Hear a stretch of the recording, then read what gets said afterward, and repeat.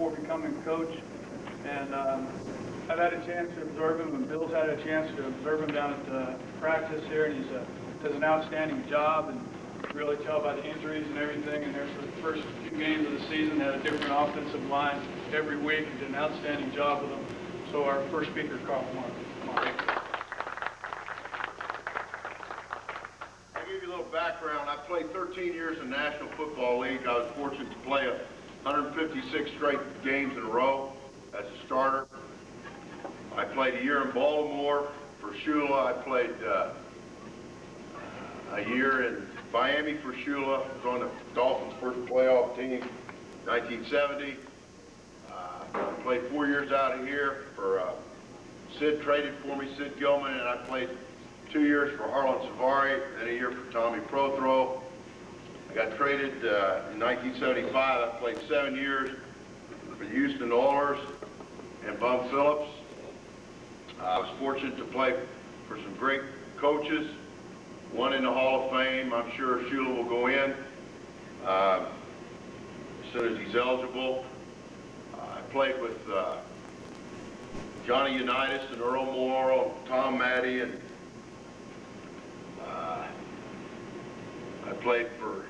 when I played with the Dolphins, I played with Bob Greasy and Zonka and Kick and Paul Warfield, and out here I played with Fouts and Russell Washington and Walt Sweeney and Gary Garrison. And in Houston, of course, I played with Pastorini and Kenny Burrow and Earl Campbell. I was fortunate. I had a long career. I loved every minute of it. I had a chance, I'd go do it again. My grandma prayed for me every Sunday, and gentlemen, there's no scars on those knees. I was very fortunate. I started coaching in 1982 for Bum Phillips. I coached 4 years for the Saints. I coached 3 years in Kansas City. I stayed out 2 years, 1 year by choice, the other not by choice. I ran a sawmill in Louisiana, Missouri, and I ate sawdust and shit 2x4s for 2 years. About 90 miles northwest of St. Louis. Got back into coaching. 1991, I coached a year in Tampa Bay. Everybody should go through a little bit of hell in their life. I did. 92, I came out here with Coach Ross, and you know the story since then. Spent 26 years in the National Football League.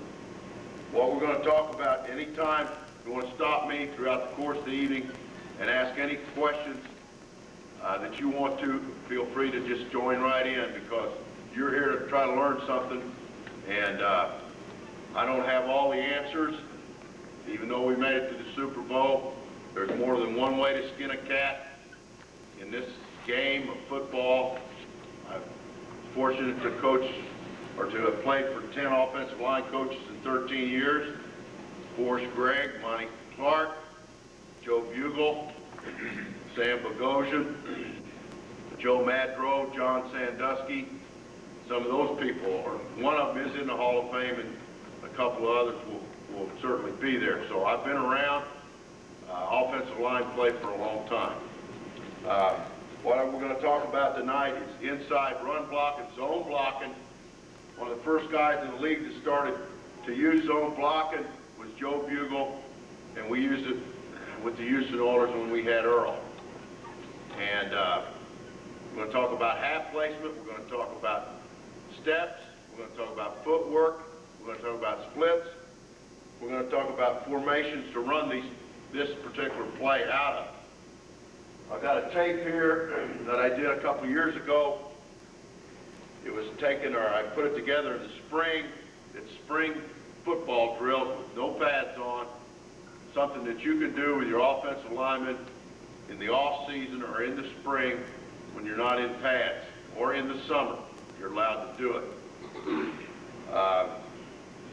And I think you'll get something out of these drills, because I believe that you can increase an offensive lineman's foot speed or a quickness in a 5-yard area by doing a lot of bag work drills. And I don't have any evidence here, but I've taken film of a guy put him on the field and started him his first day, and 2 weeks later, we've taken the same film, and it's pretty amazing how quickly they can come on in a 2-week period, especially if they have never done that drill before.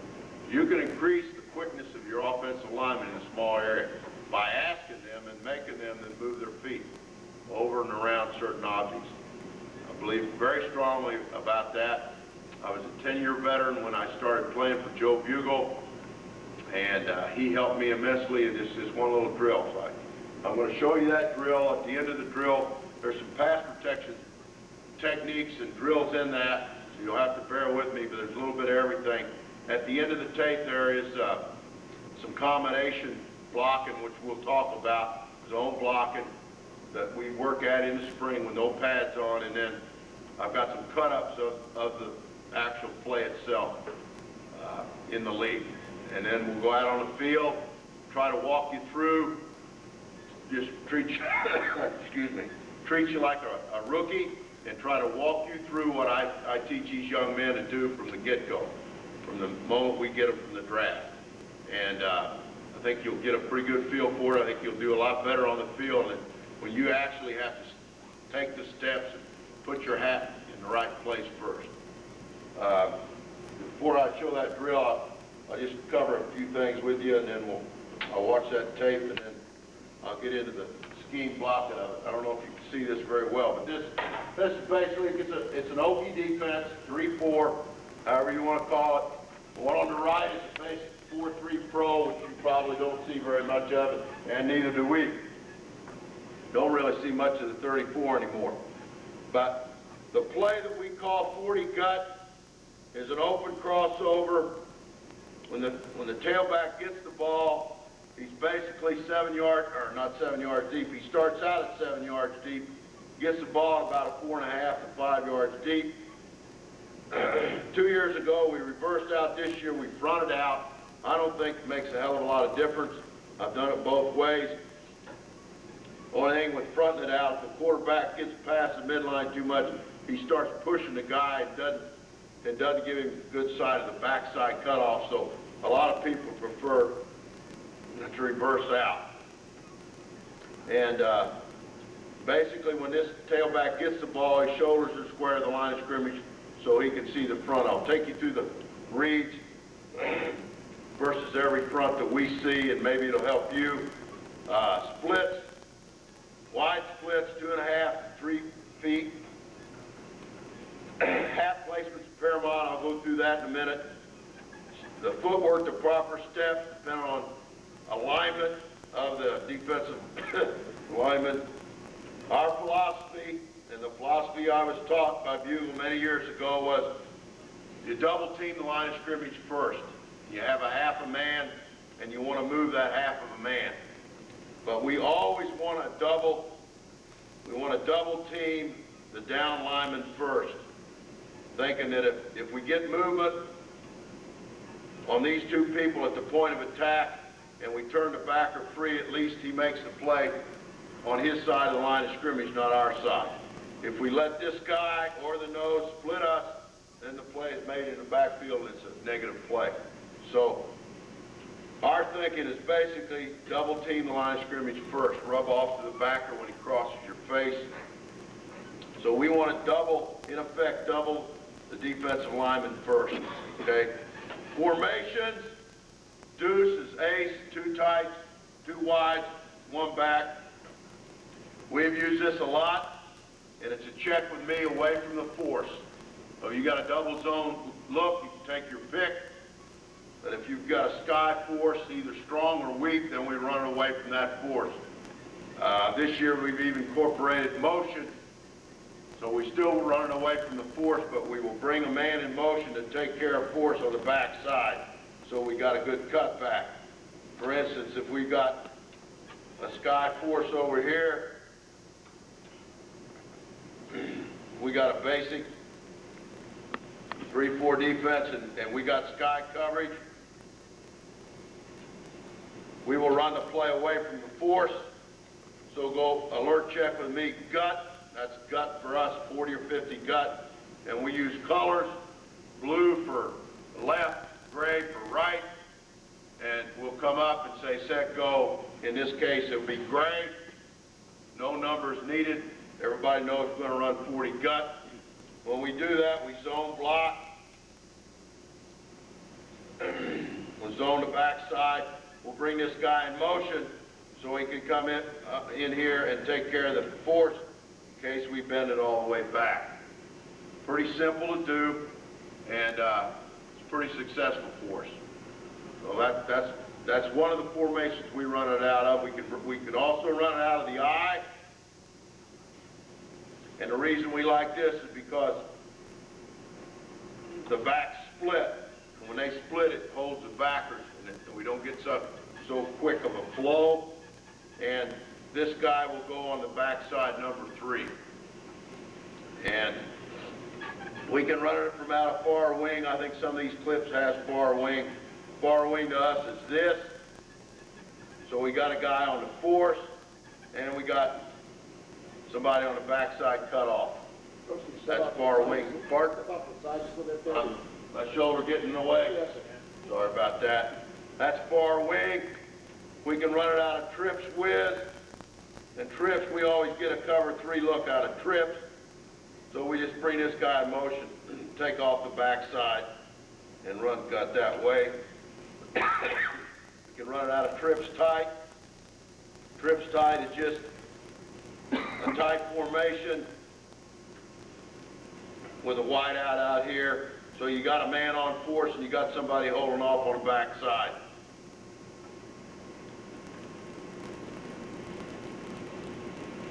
And then we've got, you can also run it from the eye and run it from near and go whiz and put this guy on the backside, same thing, you still got the same play. Well, there's a lot of ways we can run that play. It's zone block and power football, point of attack. And we want to get enough movement so the back makes his cut on this side of the line of scrimmage, even if it's a foot. So we feel like if we can get him on that side of the line of scrimmage and move these people a foot, we're going to have a positive play with a big back getting it in there. Run the daylight play. For us, this thing hits back door a bunch, especially if you get any kind of a weak eagle on the backside. We'll go through that one after we watch this film. Any questions so far? Okay.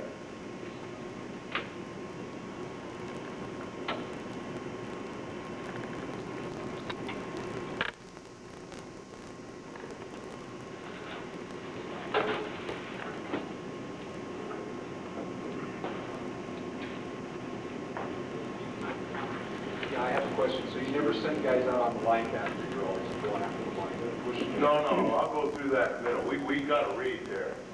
Oh, no. If that guy, that 5 technique in, goes outside right now, we're snapping right now. We got a pretty quick read on it. I'll take you through that. Let's get this washed, and I'll take you to the back reads, too. This is just a wave drill, a loosen up drill, but I don't make it long to the side. Try to make it pretty quick. Try to get them to move their feet pretty quick. No crossover. That's not a bad group right there. These are our players. Some of them free agents, some of them starters from 2 years ago. That's Mauck there in the sweatshirt. Just crossed the line right there. You might want to get up. I don't know how well you can see back there. That's the same thing, and I'll try to drink. See, this is the next drill. Oh, Jesus. What'd I do? You unplugged. What is on? Tell you what, lick your lips a little bit and lick it first. I did that one time, a guy almost did. Hit start the VCR.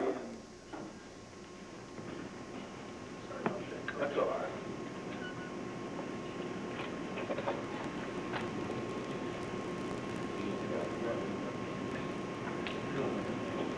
Go.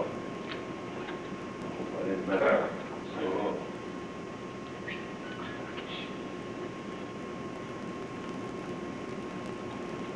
Anybody know how to work this thing?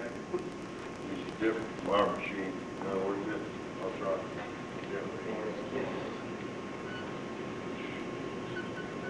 Huh?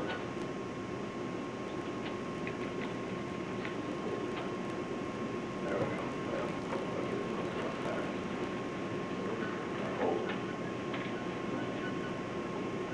Sorry about that. That's its own things right there.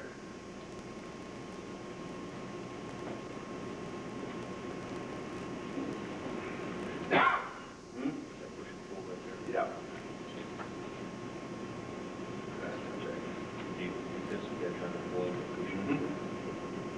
Shop, I'll walk you through all the stuff out there.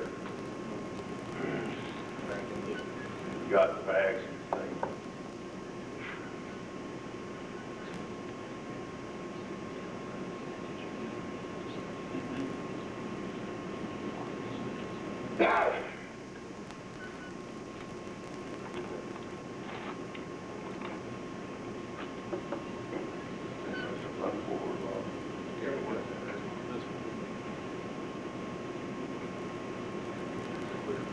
Yeah, make them all that way, wouldn't you?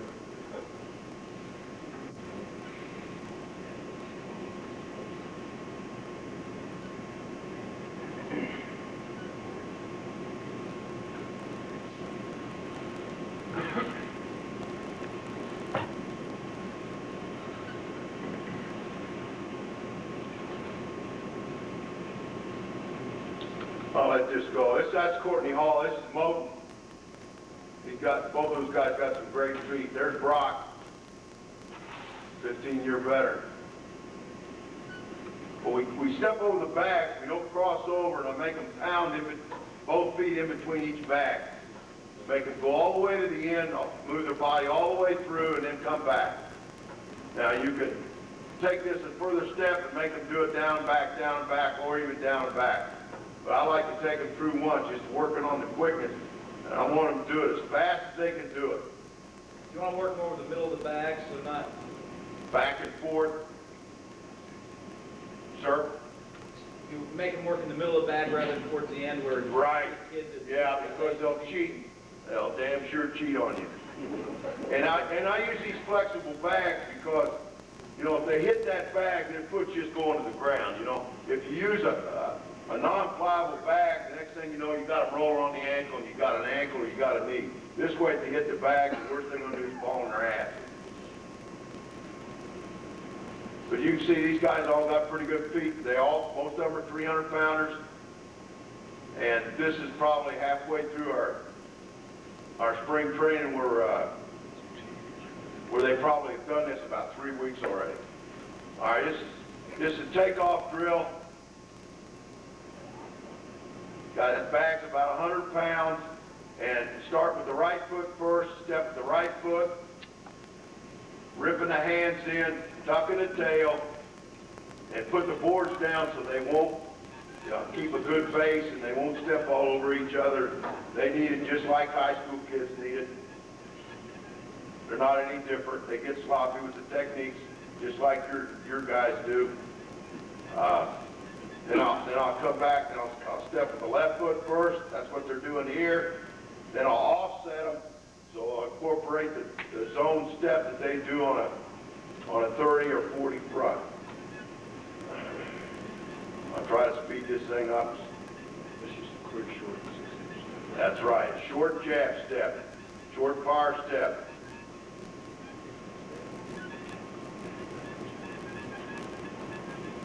All right.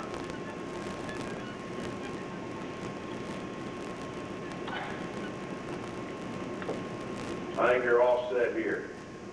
Yes. See the step to the right? Is this step at 45 or flat or? No, it's gaining ground to the opponent. So basically what we've got here is this. What I tell my people to do is, that's the leg of the inside leg of a defensive end, and I'm the right tackle. So my first step, I'm going to point my toe right at his foot, and I'm going to take a 6-inch jab step right toward that foot. Now, it may be at a 45. If he's tighter than that, it won't be that much. but I'm going to tell him to take my foot is going to step to his foot. So my step is, boom, right there.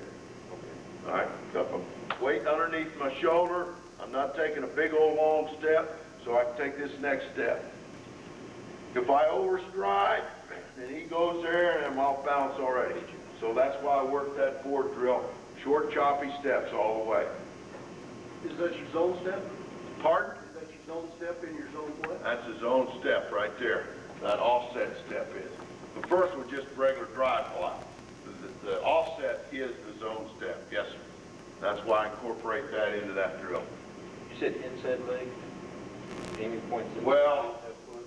you know, I'll go over that in a minute, but basically what we've got is, if we've got a 5 technique right here, come on up here, Coach. Sure. I'm the offensive right tackle, and you're a 5 technique on me, okay? And we always want to stretch this play. So my first step's going to be at your outside foot, just like that. Okay. And my hat's going right there at your right pec, or tit, or number, however you want to say it. So my first step is here, okay? And if you're coming up the field, my next step's right in the middle of your crotch, my hat's here. So I want you, when you feel my hat, I want you to think that I'm trying to hook you. So your first reaction is going to be there, and my hand's going to go right up into here in the short rib. So when you see the ball going back inside, go back inside. I got something to push on you, okay? And I'll go through that in more detail, but that's it, and it's that. If he's tighter, if he's in a 4-eye, then I'm going to step with my inside foot. I'll go through that. Do that on the field, but good question. Well, that's the step we're talking about. If I had my machine, I could really slow this down. I'm not very good with this thing. But you'll see the step.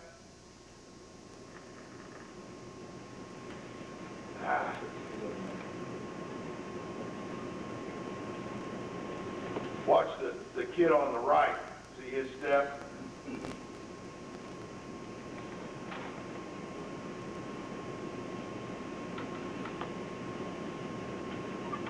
Now they're going to the left. I'm just not very good with this, man. I apologize. Not really. It's a sign of weakness to apologize.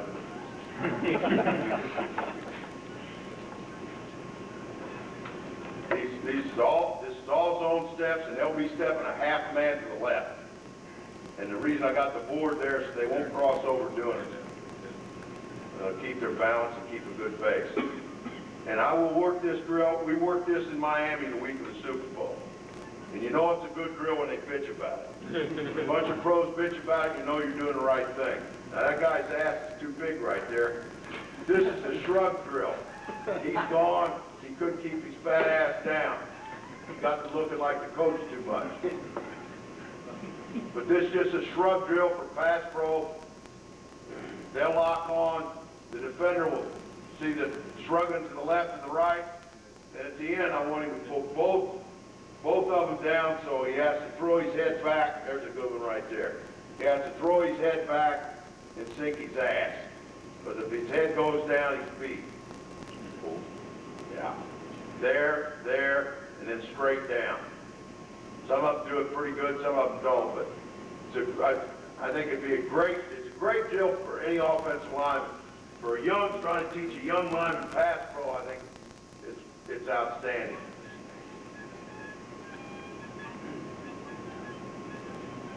And I'm not going to attempt to try to throw that. That's a pretty good one right there.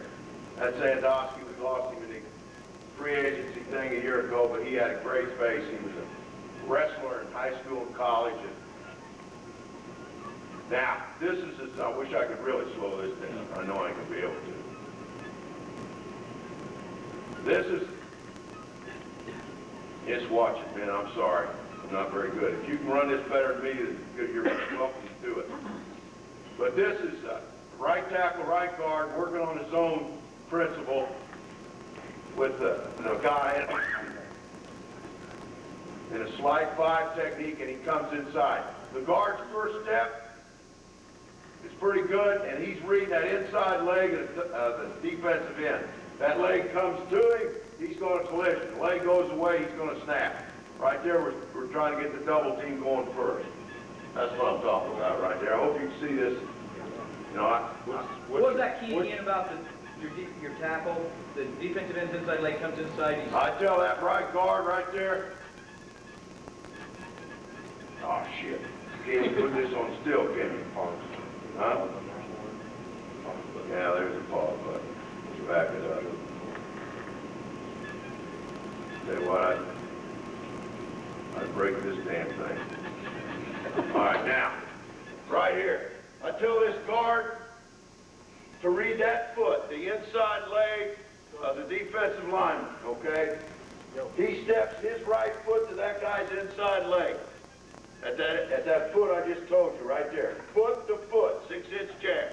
On that first step, if that foot goes there, he snaps. If that foot comes into this B gap, then I'm going to take the inner half.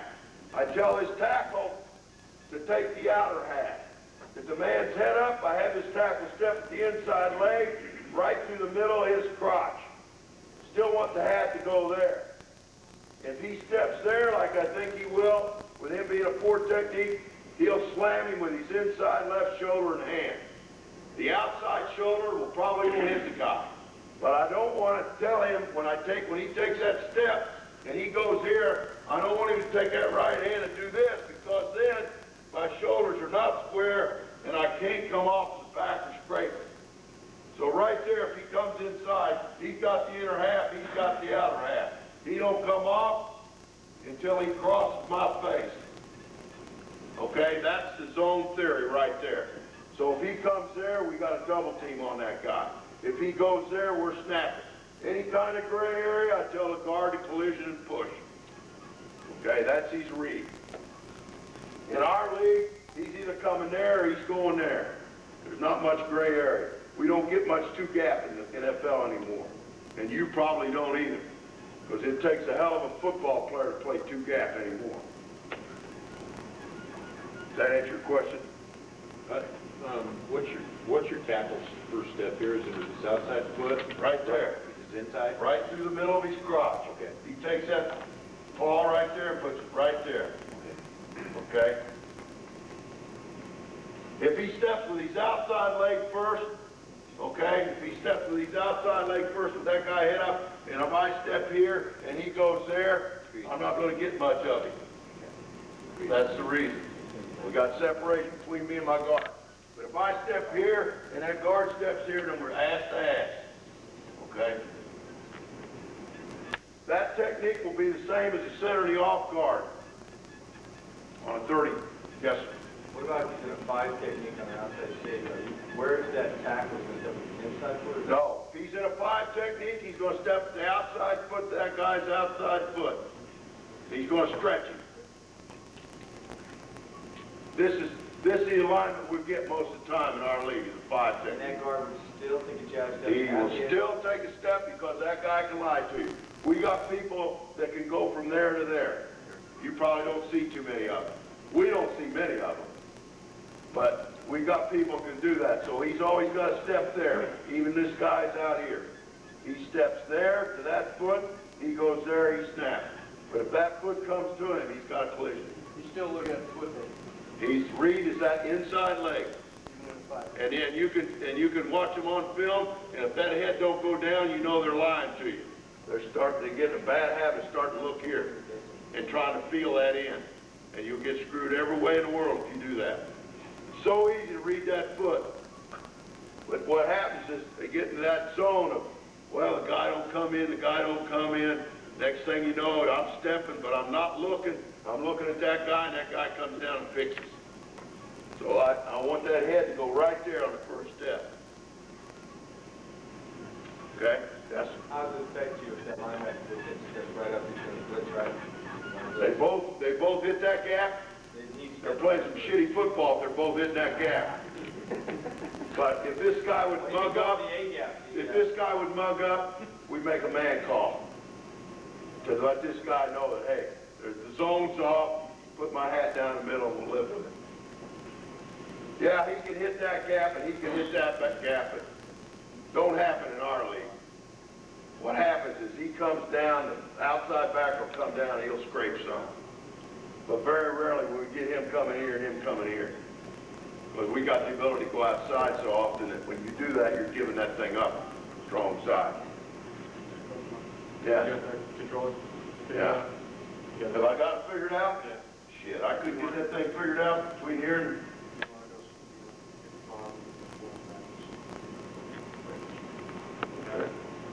All right, thanks. Just hit the pause and that slows it down? Yeah, that'll stop, and you can use that wheel if you want to go frame up. Got it? Yeah.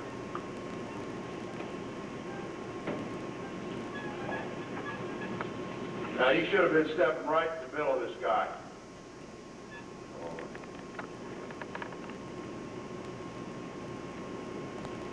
Stepped inside too much. Tackle did.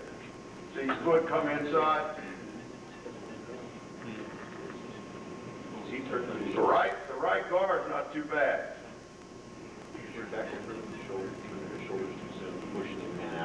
Well, what happens is he did that because of his inside foot.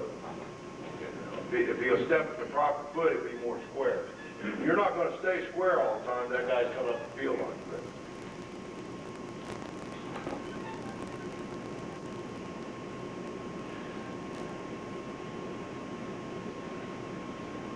That's a pretty good step right there. Now, that's the veteran, see?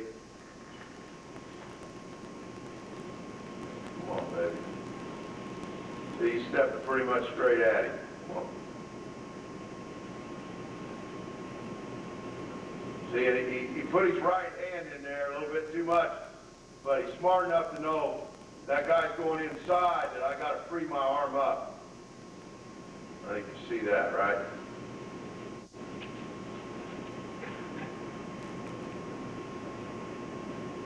There he is, going outside. There, see how square he is? Now, even though that guy's head up, his first step is at him, and if he goes outside, he can adjust. His hat's still trying to go to that outside number. Now, this guy that's done it for 14 or 15 years. Here's the left side doing the same thing. That's not a bad step. His feet are too close together, but the original step's not bad.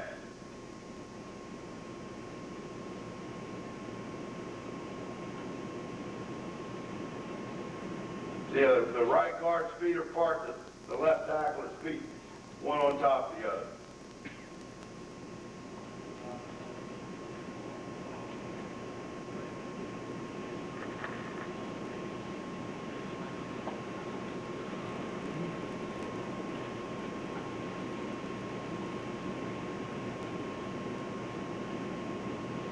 Left guard's a little bit too flat, but he snapped off nice.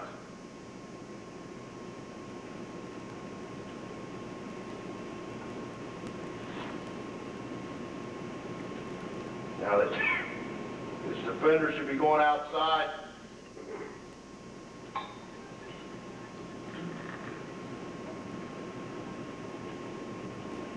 See how the tackle's foot.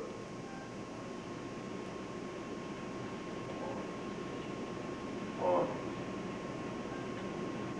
Now he just picked his foot up, put it down in the same spot.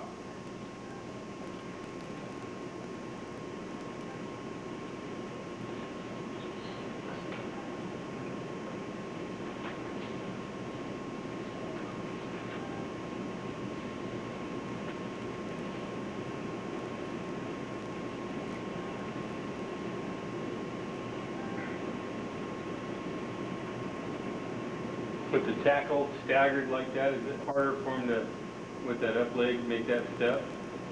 Because isn't it stretching him out further? You mean the offensive tackle having a stagger? Yeah. Stepping to the outside? Well, stepping with that inside leg that's up already. That's why he can't take a big, long step. Yeah. That's probably why he's just picking it up and putting it down. Yeah. Well, the good ones will gain about 6 inches on him. And he's probably staggered a little bit too much. Too much, yeah. Now here's the center and the off guard doing the same thing. Their hat placement is the same. Center's hat goes there. This guy here is taking a short jab to this guy's backside leg, and he's reading that backside foot. That foot disappears, he snaps. Foot comes to, we got a double team going. So the aiming point, the steps are the same for the center and the off guard than they are for the on tackle and on guard. Okay? Same technique steps.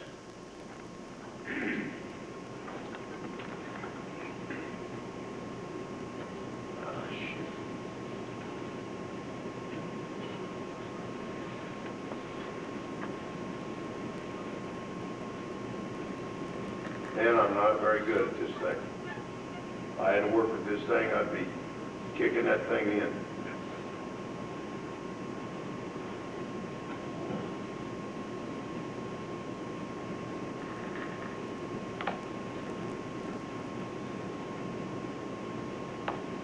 Now, that guard there was a free agent rookie, and he stepped behind himself.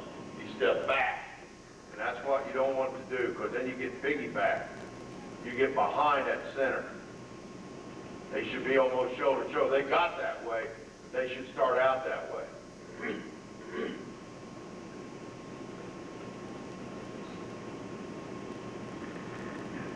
There's the backside guard. That's Cocozo gets a pretty good read here on that leg. Look at his step. Might be a little bit too flat, but look at where his head is. His head's glued to that leg.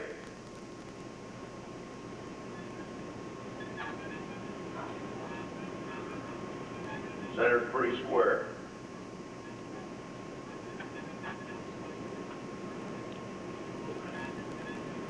I'm going to do this because it's almost time to be on the field. Unless you want to work a different way. When the guard fronts up the linebacker, is he taking a side or is he just fronting up? Right down the middle. Right down Right down the the middle. middle. He might lead him a little bit if he's pulling over the top. But because we cut back so much, right here, and because we cut behind the nose a lot, if we got a 30 look on the backside, this thing cuts behind. His aiming point most of the time will be that near number. But most of the time we wound up with our hat from there to the middle because this thing cuts behind this thing a lot. I don't know about your league, but it does in ours. Okay?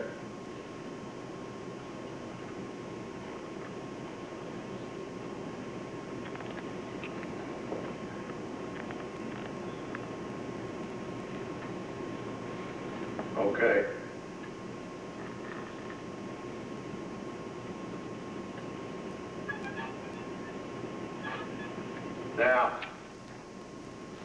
Now what we got here is an eagle look on the back side. So we got 50 gut going on and a C's 2 on those two. We got a 3 technique in the back of there. This is where, in our league, it cuts a lot behind this thing right here. So our techniques is the same right here. What I tell this guard right here is if he's head up, I step with this foot, hat to the near number. If he's here in a 3 technique, I step with this foot through the crotch, hat to the near number. This tackle's reading this foot. That foot goes there, I'm snapping off, shaving his butt on my way to this back. If he comes here, we got the double team going. Okay? So it's almost like an inverse slip block on the backside. And that's what we're stepping through right there. I like to slow this thing down.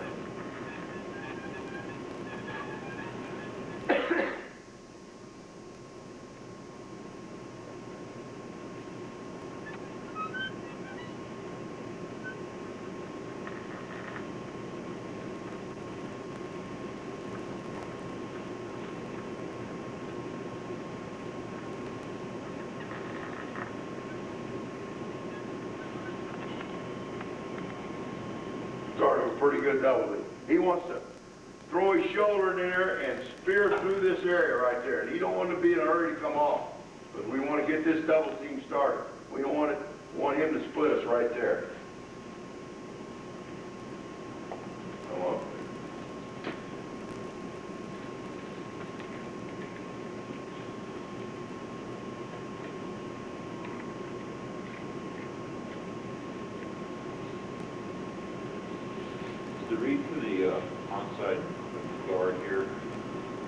What's his reason when he needs to release the down man from on the backer? This guard, Yeah. we're going here, Yeah, he has to come off on the backer. Do you have any type of coaching read, or is that just? he don't leave this guy until he sees this guy cross his face. Okay. I'll try to run through this. But I work in different combinations, guard, tackle, center, backside guard, and tackle. Work it every day in the spring.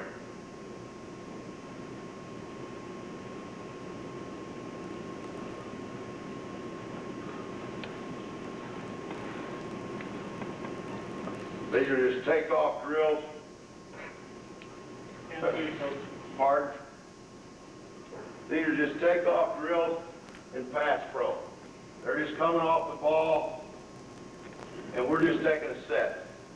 That's all we're doing here.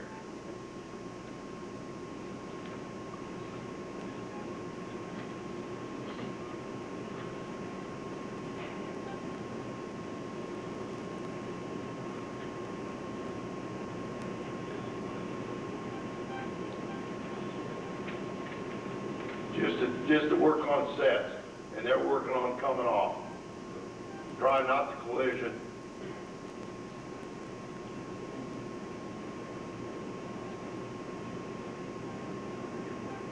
Or separation.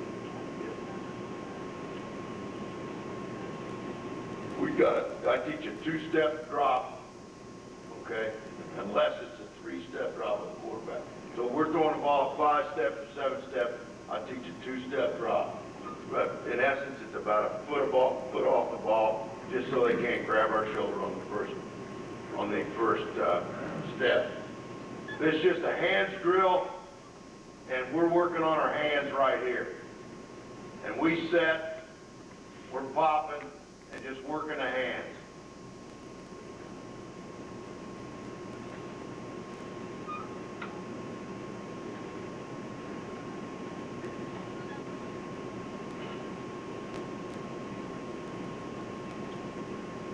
And you get a lot of work done without the pads on, if you don't turn it into a physical thing, you know. But use our hands a lot, and we're combating the hands right there. They're trying to grab us some, grab our wrist, and we're trying to parry the thrust.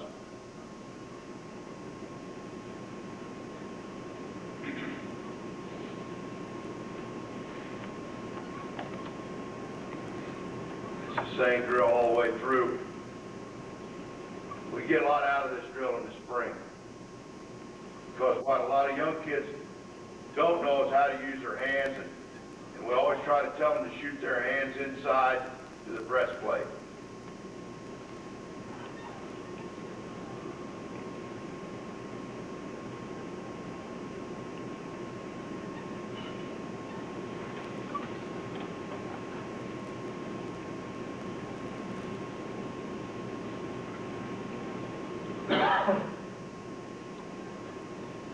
Now we're working on games.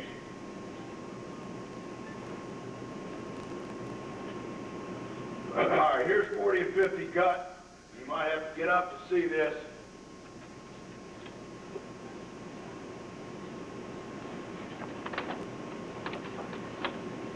You see the crossover of the back.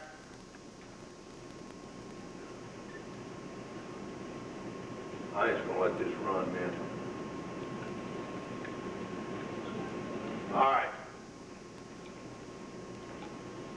This is Kansas City. This is what we call an under wink. It's a 30 look to the tight end side. It's an eagle look, what you might call the back side. Probably face this a lot. So what we've got going on here is we've got a slip block between the guard and tackle, what we've been talking about. The center's manned up because its backside guard's covered, and we've got a combination block between the off guard and tackle on that free technique and that linebacker. This man here will take the down lineman. Tight end's taking the sandbacker, he'll come off, he might chip in, but he's blocking the force.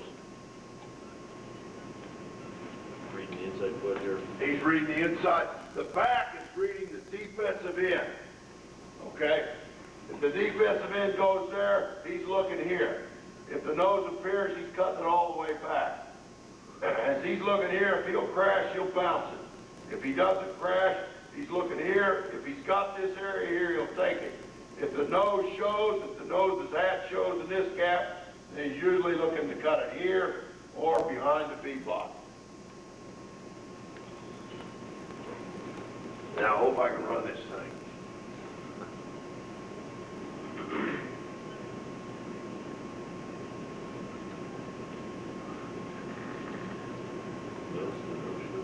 The nose shows, okay? So then he's looking for the cutback. Got a good double team going on the backside, and that backer overrun it like he did here. We got a cut off by the backside H, and we got a football play. Big block here in our league is this block right here. If we get a good push on this guy, pushing back into this guy's lap, then this guy can't play that gap and that gap. To us, that's the key. That's the beauty of the play. It's zone blocking. He's got that half, he's got that half. Pushing that guy back into the backer's lap. You got the left hand, I don't know if you can see this left hand, McCourty Hall's got his left hand into that guy's short ribs right here. So he can't work back across his face. Okay?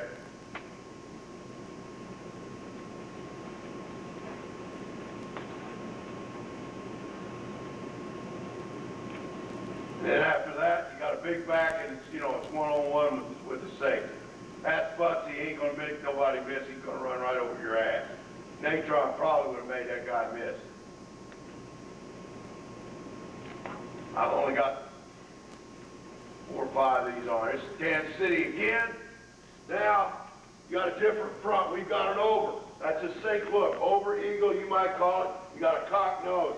So we got a combination block between the tackle and tight end on these two. We call that a scoop. If he would stack inside, then we'd go back to a slip, and we double team him in here, depending on where this backer's lined up. But right here, he will step that foot to that foot. He will step his right foot to that foot. His hat will go there on the near number. And back here, we've got a combination block between the backside guard center on the cock nose and that backer. He will sit. He will step here, take his inner half, and come through here on that backer, and he'll go off his putt and take the outside of the two. Is each lineman supposed to be recognize where that linebacker is, or is that a call made by right here? If this guy's right here shaded outside, he'll say scoop. If he gets right here, he'll say slip, because that's telling. He has to know that because where his hat goes. If he calls slip, he knows he doesn't have any inside help. He's got him all by himself. He's got him by himself, so his hat will go to the inside number. If he has the scoop on, his hat will go outside number. He knows his inside protected. So he's got to hear the slip call. Sometimes, if this guy gets tight on us in one technique, we will call. This is called an A block for us. We'll call gap A, which means they're probably doing something like that, scraping that backer. We'll turn these 3 into a 3-man zone in here against people that's doing that a lot. That's something you got to work on, but you can sure get it. And I don't know if you remember our Monday night game against Miami a year ago. Natron scored on that very similar situation. They pinched inside, we zoned it up, and we hit a seam. He went 65 yards. It wasn't a complicated deal. It's just we practiced all week because they were running that stunt a lot. And when he got tightened down, all he said was gap, and that told the center to come to this gap right here. He knew when he heard gap that he had to take this backside gap now. See if we can run this. Come on, darling. Try to run that normal speed. Now, the guy that made the play, in my estimation, is the right guard on the 3 technique. Watch him stretch it, man. Watch where his hat goes. His hat goes outside. That guy thinks he's getting hooked.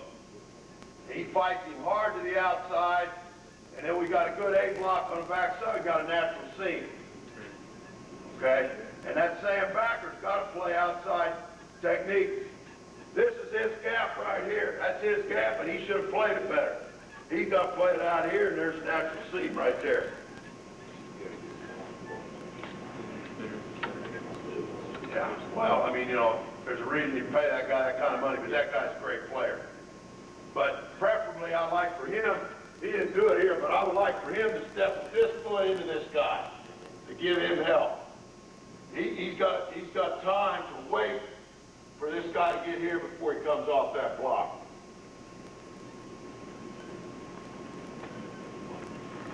Let's try to run this. Very good. But you can see what we're talking about right there. I think I got 2 or 3 more of these, and we can go outside. This is against Indianapolis. Some people, you probably see this. This is what the Cowboys play a lot. Double eagle or college 4-3. Some people play, but you got 3 open spots right in there. Okay. You got 3 cavities, and I love to run against that front. Because if you get a double team started, you got them on the get-go. Notice there, they got those 2 defensive tackles or 2-3 techniques. That middle linebacker's got a lot of area to play there. One of them should be in a 3 and a 1. Now let's see if we can get this thing going again. So we should have a scoop block between the tight end and the tackle.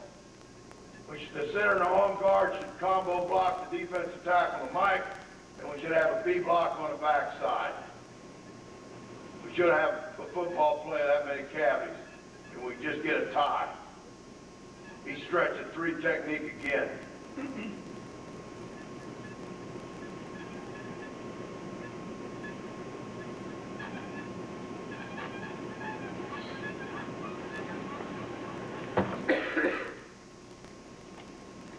Now let's get the Raider. It's an under wink, under eagle, tight ends to the right, 30 look on the right side. We got a slip, center's alone, we got a B block on the back side.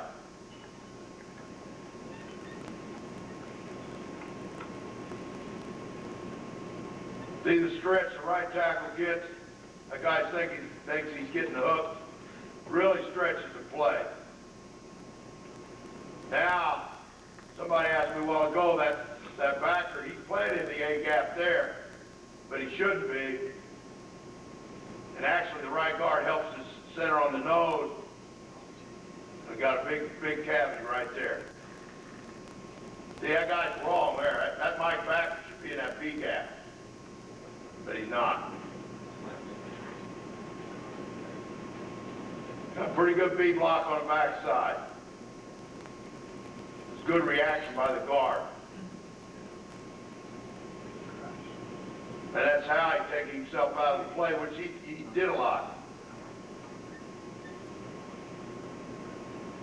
Now, I want you to see this movement here. It's right on the 4-yard line. This is out of the eye. No, this is not goal line. This is just, they're not in the goal line front. They're in an oversint here. And we're going to put this guy in motion and have him take the force. We got to hold off on the backside. That's out of the eye with motion by the H. We call it, you might call it the fullback. Now those backers will shift over here. But you can see there's some movement going on, and there was a gap call there by the center and right guard. You'll see it here in a minute. I'll try to slow it down.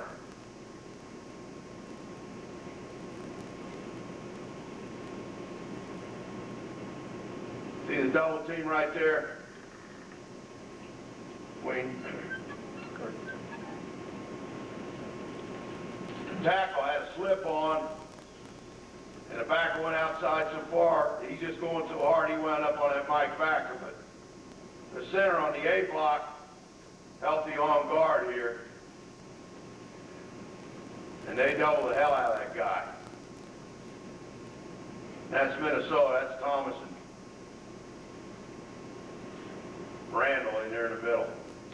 But they took the pile into the end zone there before he even made the cut.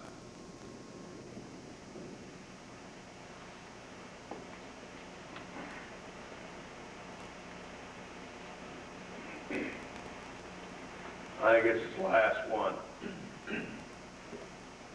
No, it's...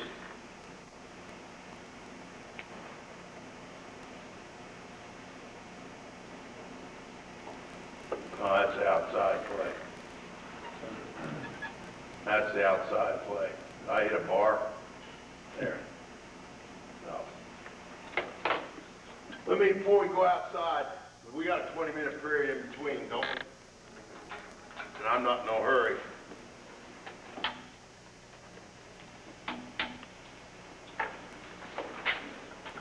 I'll show you what I'm talking about on it.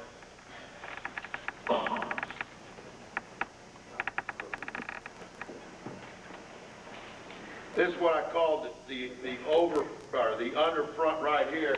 We got a 30 look right here and a wink look back here. This is what we were working on. This is a slip block.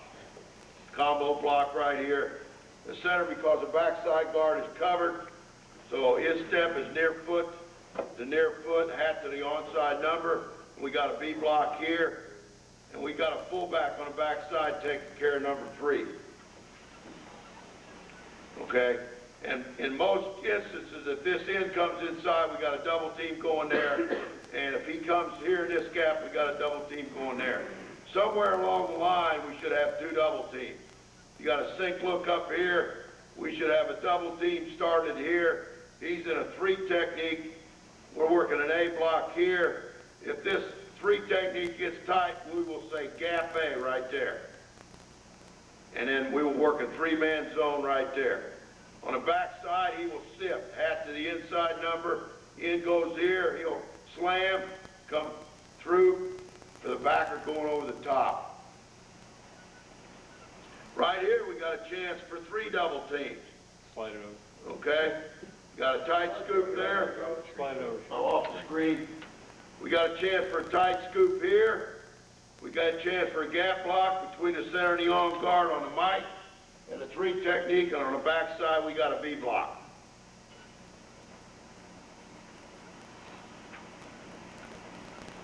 And these are the fronts that we see right through here. Coach, go back to that one you just did on a gap and a scoop. Right here. Yeah, it was basically the same block. One was with the guard, one was with the tight end and tackle. Is that correct? Right. Now, Will this technique right here between the on tackle and the tight end, that technique there, their footwork, their landmarks, their steps are the same steps, same technique that these 2 guys do right here on these 2 people. Same, we tell this guy to put your hat on the near number. We tell this right guard to take a jab step to this guy's inside foot. We tell this guy, this tight end right here, to put your hat on the near number. We tell him if he's an outside shade, to step the outside foot. If he's head up or shaded inside, we step the inside foot. We tell that tackle to take a jab step to the guy's near inside foot. So it's the same blocking scheme, just different people. Same technique, same half placement. The tackler's reading the inside leg of the end. He's reading the inside leg of that defensive end, just like that guard is on a 30 look. Coach, on your 34 sink defense, when you make that gap A call, This one here, the top, other side, here. yeah. When you make that gap A call, I think you were talking about it turns into a 3-man combination. Right. What's your center? Is he working over to that tight 3 technique? Now, good question. The original call, when you come up, is an A. The guard's job is, if this guy tightens up, to make the gap call. Once he makes the gap call, that center is no longer reading the nose. He's reading the inside leg of that 3 technique, or in this case, it's a 2 or a 1.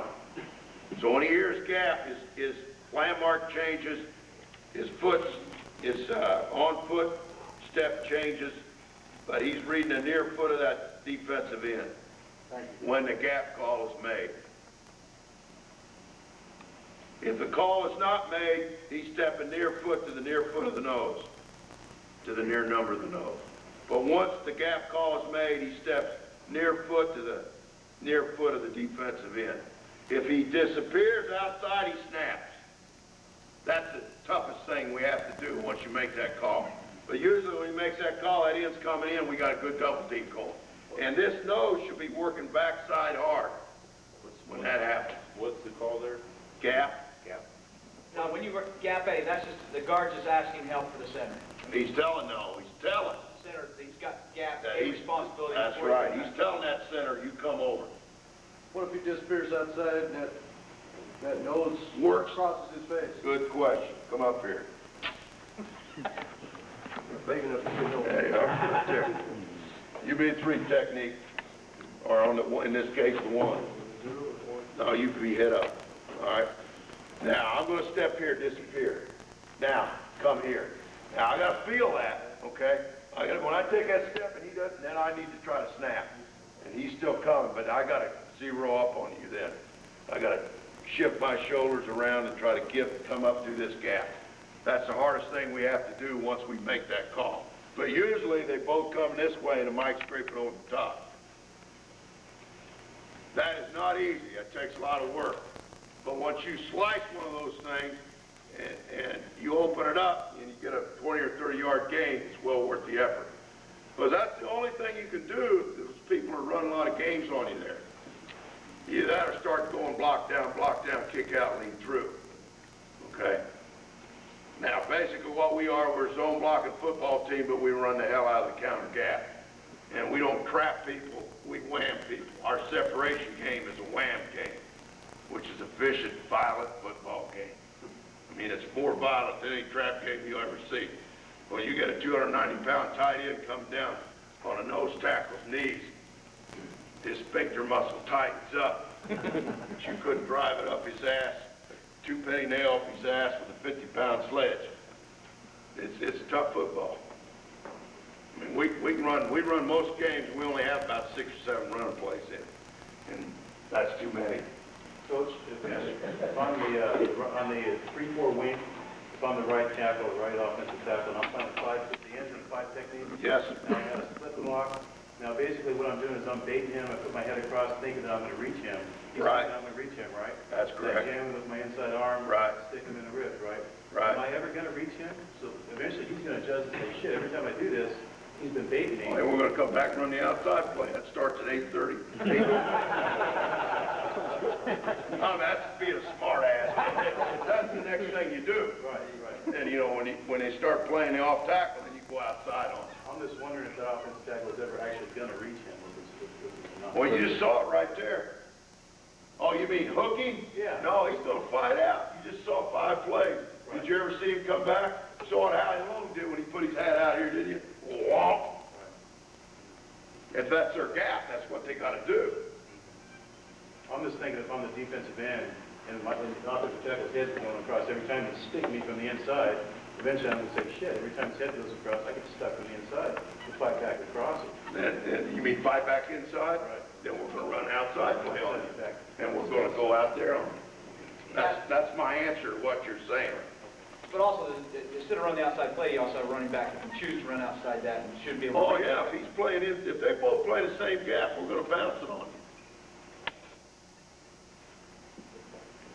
Now, I could go through these things with you, but they're basically all the same. This is just a 30 look. If we get a cock nose, and really on a cock nose, I like for my center to take him sideways, almost like a block back, and we look for the cutback right now. If we get a guy that's penetrating and we can't get a tie, then we'll gap block it and give him some help and put this tackle man to man right here. But I prefer to have him reach that gap and have him take him sideways and move him a little bit so we get the cutback. That's what we prefer to do. You get a G week, you probably get this. We always, well, not always because we change, but most of the time we're running inside gut play. We'll take that center to the mic. We'll give him a rule if we get a clear situation. So it'd be those two on those two, and we'd have a B block back here. Now, you can switch this up, but we got a 4-4 look. Some weeks we might tell him to go backside. If we did, we go yellow here. And these guys with tight scoop this. you'd have somebody on the safety. We don't get a lot of that, but we get some of it. This is a solid look right here. That's just a tight scoop. Sometimes instead of B blocking, if this guy gets too far over, we'll A, B, and work a three-man zone backside there. Okay. Dubs, if we don't get this particular one backer, this is Buddy Ryan's front, by the way. If we get two backs in the backfield, we'll get this front right here. Okay. And it's still a good football play, because that's why we run against Kansas City. We'll do it out of far wing, get a guy here. They'll have an extra guy outside, but we're looking to hit it back inside somewhere. We still got a football play there. You go back to,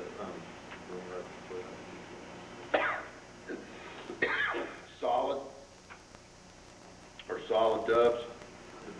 We call this one on the right a two-backer dubs. This one's a one-backer dub. This front right here, the one in the lower left, I got my hand on. That's for you passing gurus that's got three wides out here and wanting to throw the fucking ball every down. That's what you see. Now, if you got a good play to run against that out of a one-back set, you let me know. But the only thing we found we can do is run the counter gap, wide disc, kick out, and lead through. You can run that. But there's not a whole lot you can run against that front from a one-back set other than that play. That's pretty much the concept of doubling the down lineman first. You want to go out on the field now?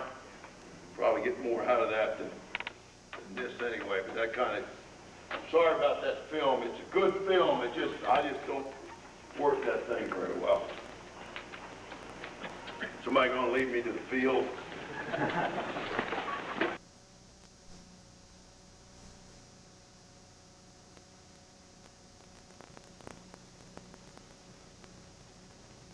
I want you to take one step. I want you to do this. On go. Set, go. Stop. All right, you got your read already. You're starting to snap off. That's good. Now, what you want to do is get that left hand in there. Okay? You read his head every time, unless I do this. All right, now step here. Okay. All right, let's get a little bit more splits. All right, right there. You're reading that foot. I want you to take one step. I want you to take one step. Set, go. Too wide. Yeah. Come on back. You step your foot to that foot. All right, step. Let go. One step. Let go. Stop. Went a little bit too long, but just move on back. Move on back here. Kick it back. Yeah. Come on. Take it one step. Let go. All right. See that? Now, step inside. I don't want to do that. Well, then I'm next foot's going to be here and I can't do this, okay? I want to take a short jab step. Step. All right, now when he crosses, I'm going to continue to push and come on. Okay? That's what I want to pump you through. All right, you be head up. You be head up. You come here. And you do that. On go. Now I want you to take this. I don't want you to fire off. No physical contact much, but I just want you to kind of walk through it, okay? On go. Set, go. There you go. There you go. Now don't turn your shoulder. Keep braced up into it, you know what I mean? When you get him here, come here. When you get him here, don't just avoid this guy. Put pressure on his half. Now come on. Put pressure on him. Because I don't want you to hook this guy. I want him. I just want you to take him wherever the hell you can take him. I don't want you to try to hook him. Because it's probably going in here. You just take him where you can take him. You maul his ass when you get to him. All right, let's do it one more time, man. Real slow. All right, I want you to come here. I want you to do that. On go, just kind of walk your way through it. On go. Set, go. Step. Hang with him a little more. Yeah, just kind of hang with him a little more. Watch it. All right, you take your step. If I say set, go. Set, go. You don't have to be looking at him, you look at him. Now, you feel this guy, but keep about half your body on that guy right there. But what we want to be, take your step. We want to be just like this. Ask that. Now keep working. Got it? All right, one more time. From a 4, you do that. From a 4. All right, ready, step now. On go. Set go. You didn't step the inside leg. Yeah, I stepped outside. I know you did. Because if you would have, you'd have got on that guy. You could do it again. Do the same thing. Set go. Step. Short step. The outside leg, damn it. Do it every time. Step that out. Step that inside leg right at that guy. He's lined up, head up on you. Head up on him. Step that inside leg right at him. Set go. That's a little better. You want to leave that outside leg. All right, let's do it. Let's do more guys. Come on, we got to have some football people in here. Don't make no difference. Just rotate it around. After you get you a good split, you don't even have to get down to stand. Just step. I just want you to step. Line up in a 5. Go there. You do that. Just kind of walk through it on go. Set go. Good. Now don't try to swing your ass. You take that step there, and you get into this guy. Come on. You get into this guy, just take him here. Don't try to get square and turn your ass. Get that off hand. Step through it again. On go. Set go. That's it. Get there. You go. There you go. There you go. You don't have to be a physical thing. Just that's all right. All right. Do it again. Be in a 4 technique. Come here and do that. On go. Step to the inside leg now. Set go. Short jab. There you go. Now, what you want to do is tighten your steps down. But yeah, you're getting here and then getting here. That's why we want to hit that bag. You want to go here, here, here, here. Short chopping steps. That's where your power is. Do the same thing. On go. Set go. There you go. Keep working though. Keep working them feet. All right. Break down good, but you want to do this. You know what I mean?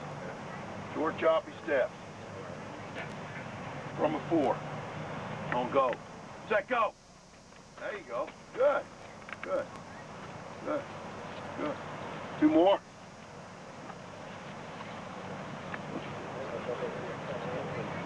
Now, you're tied in, you're a tackle. But don't make a thing, right?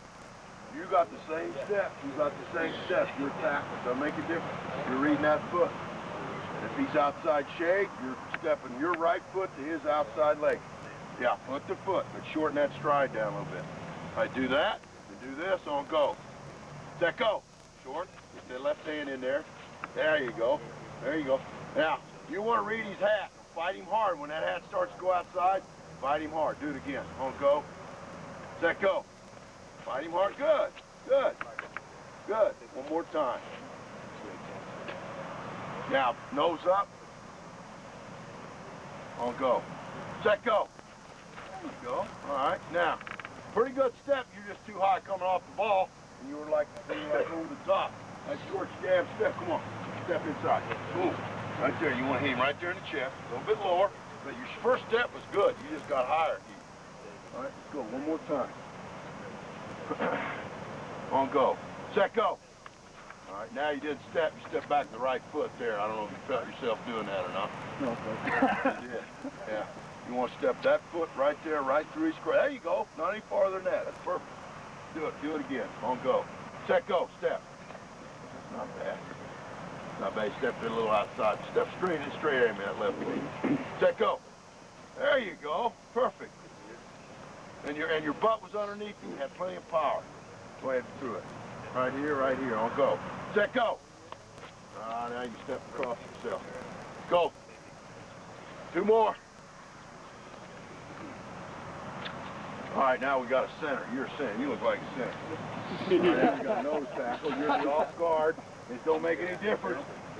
That foot, now I want you to be head up on him. That foot to that foot. Hat to the pec.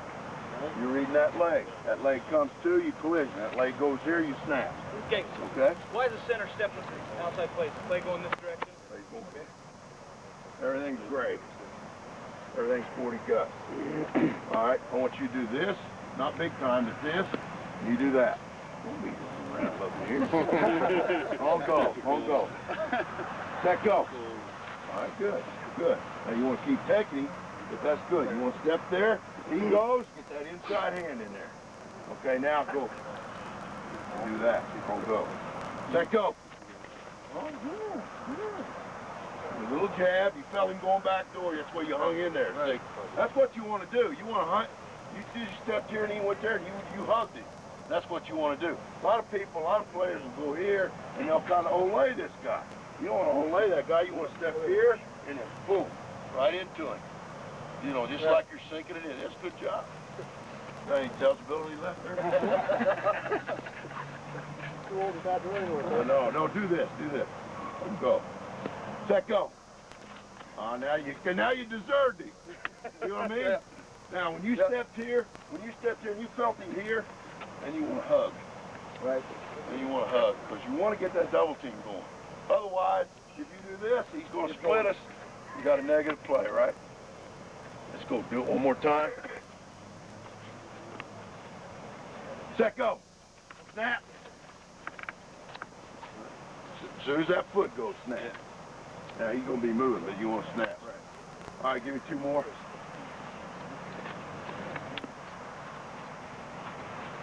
All right. You tackle, you guard. Okay? Do 5 techniques on it. You do that, you do that. Now you're going to read that foot there, and your foot goes to that foot. All right? On go. Short jab step. Set go. Short jab. Good step. You just want to be lower, but I mean, you know, he's bigger than you are, but that's the first step was excellent. And you read your hat, you got a hole open up here. All right, be head up on it. All right, now right here and right there. On go. Set go. All right. Okay. All right. Now you both got to be lower. You know, you got to be like this. All right, now you want you to take a step.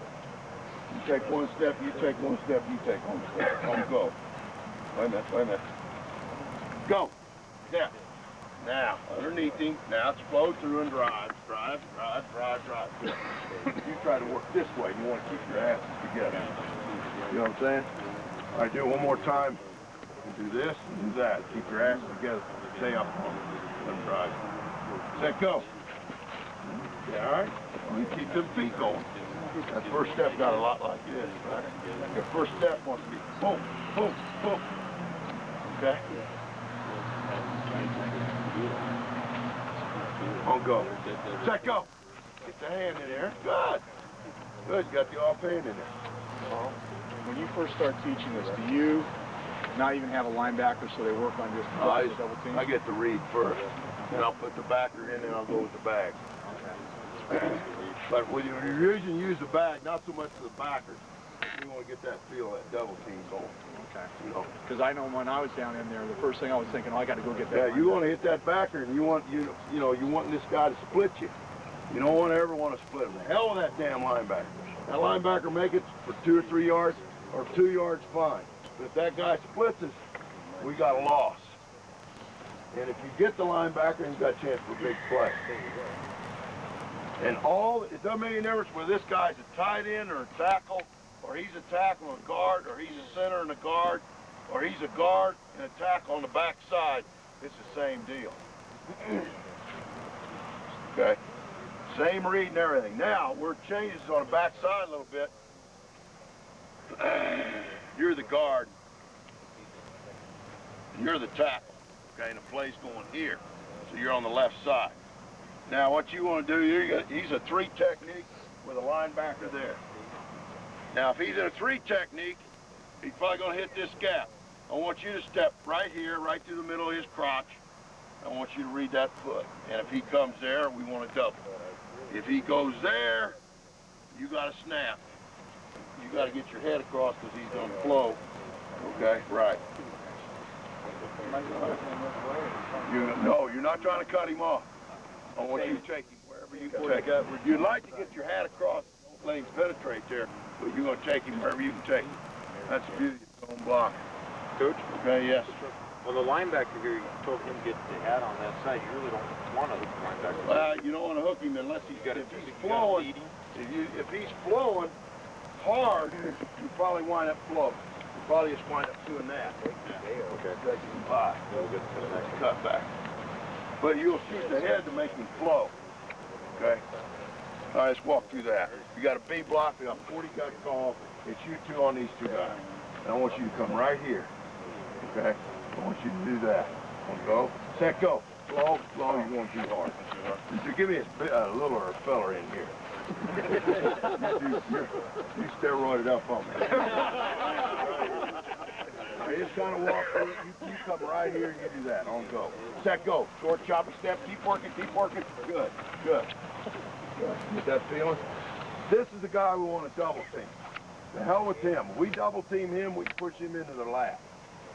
Okay? Now I want you to do this. Tighten it up and do this. And you do that. I'll go. Set, go. All right, now.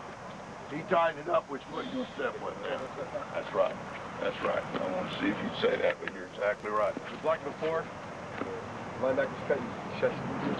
My head move.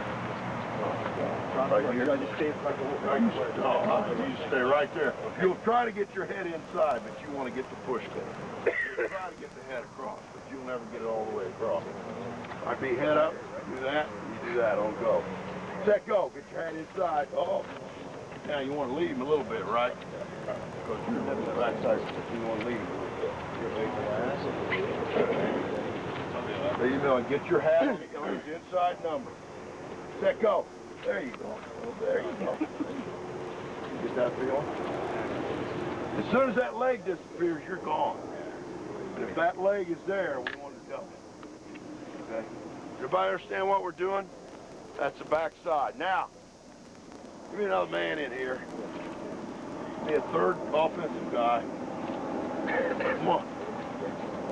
Now, you're the center, or you're the guard, you're the center, you're the guard. Come here. Give me a backer right here. All right, now we got three techniques. You two guys are A blocking here. He moves over, you say gap. Now all three of them. You got to come down, now you read this foot. You're not looking here no more, you read this foot. Okay?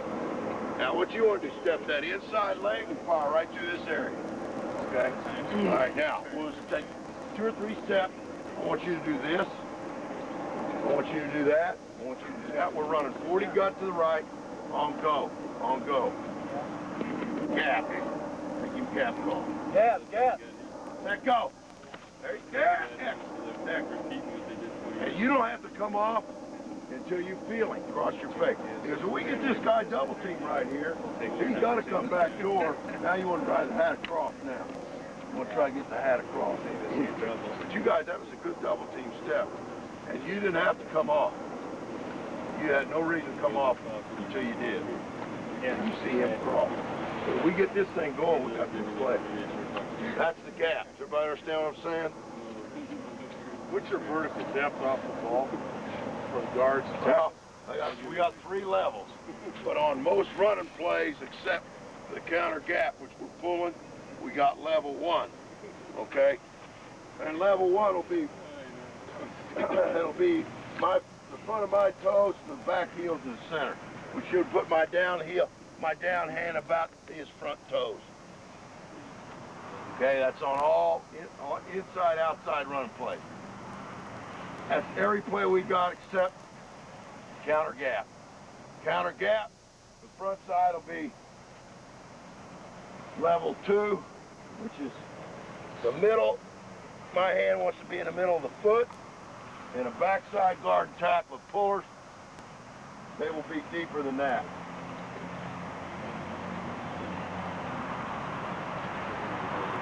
It will be about like this. Coach, is that picked up by the defensive line? No, because it's very slight. Talking difference of level 1, about like that, level 2 there, level 3 there. Pretty tough. What about the backside guys in the pull? No, they're not much deeper. They're about like this. And the front side guys will be about like that. pretty simple. Yeah. You run it later in the game when it's fast. But that's the 3 levels we got, 1, 2, and 3. 2 and 3s are most predominant. You know, 1 is goal line, short yardage, where you really crowd the ball. Now I'd like to get everybody on these dummies back here.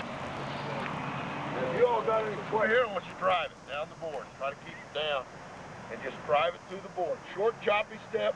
Don't want you doing this. I want you to keep the short base. Boom, boom, all the way through. And then we'll take a zone step. All right, step your right foot first. All right, on go, on go. Set, go, step. Good, good, good. That's far. You don't drive it that far. That's good. Good, short, choppy step. That's good. So keep it going. Stay down. Somebody hold the bag. Who's the guy that had this? All right, here we go. On go. Set, go. Good, good, good. Coach is in here. All right, leave it the right foot. On go, on go. Set, go. That's it, that's it. Roll the hands in there. The hand should hit right before the head hits. Right foot first, leave it the right, push off the left. Set, go. Yes.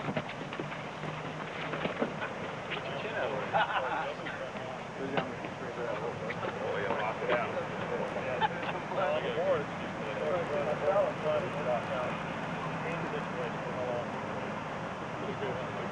Knockout? Knockout as soon as you understand. All right, is this group, everybody went through here? All right, now I want you all set. Half a man. Here's a step back up. Here's a little zone step. We want to step. We're going all set to our left, step to the right. We got 40 gun calls. You're the right tackle. Everybody's the right tackle. I want to step here, short jab step, and then boom, through it. Okay? All right. One short jab step. Boom, boom. All right. What do you tell your players now, since they really don't have a read on the foot? You want to tell them at least 45 so they are gaining ground. I want, here's the reference point. I want to offset, I want to step here, so my next step, I'm just about even with the board. Square with the board. All right, let's see what we do. Set, go. Short step, good. Now, keep your hat out of there. Okay? Yeah, no, keep that hat out of there. Keep that hat out of there. All right, here we go. On go. Set, go. Good, good, good. A little bit lower, a little bit lower. We gotta become knee benders. Bend your knees. Bend your knees. On go.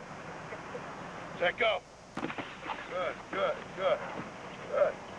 Yeah. Huh? Off where the Hall of Fame goes? You mean? Oh, from a stance? My preference is right here. Doing off hand is. And the reason is, I can shoot it from here to there. A lot of people do this. Shit, there's no way in hell. This is a lot quicker to the defender than this is. This is quick. Some people hold it out there, but I don't like to do that because they slap it. I'm going to have it here because the pass protect your back. What's a real wide base? My base here, this is center's base here. Offensive line's base, guard tackle, a little bit outside the shoulder. This is pretty basic.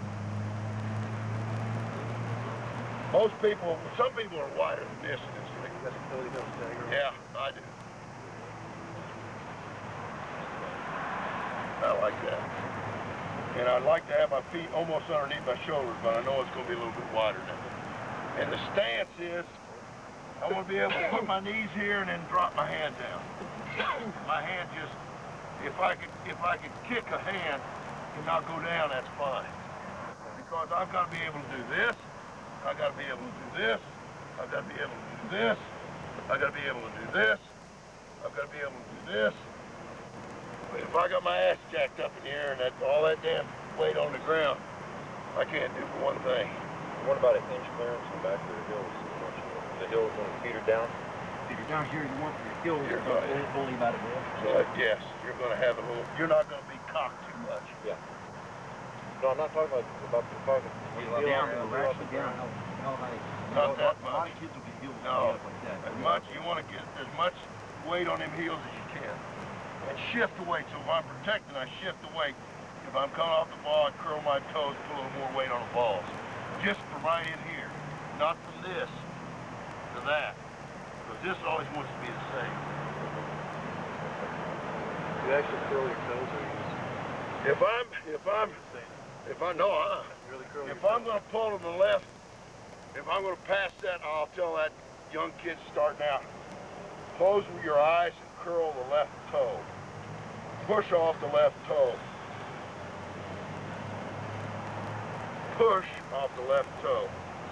If I'm going to open up and pull, I push off the left toe. Push. And you can get that feeling. Because you got more power if you curl that toe.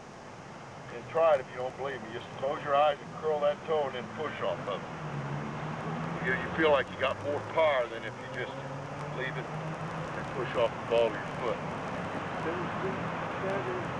Here's I played 13 years in the league and I got a ball and I'm going to be just about like that.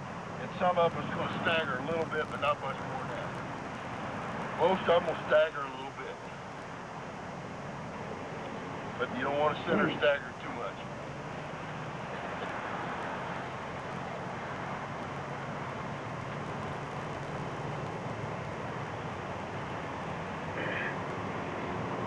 But this is, you know, this is where you get it done right here. And the zone steps takes a lot of work, but once they become ingrained into their mind and they do it over and over and over. But we'll run this play. We'll play 2 plays in. We'll put the inside and the outside play in. We'll run them all day long for 2 practices. We'll probably get 30 reps. We'll probably get 30 reps on the gut, 30 reps on the outside play in one day. And when we put our plays in, that's how we put them in. We'll put in 2 plays a day. So we can get a lot of reps. When we're through training camp, we'll probably run gut probably in the neighborhood of 250 to 300 times in training camp. And we'll do these drills, combination block and drills, we'll do those every day in camp. We'll do them every day starting in April. They just do them over and over and over and over. And we hit these bags all the way to the Super Bowl.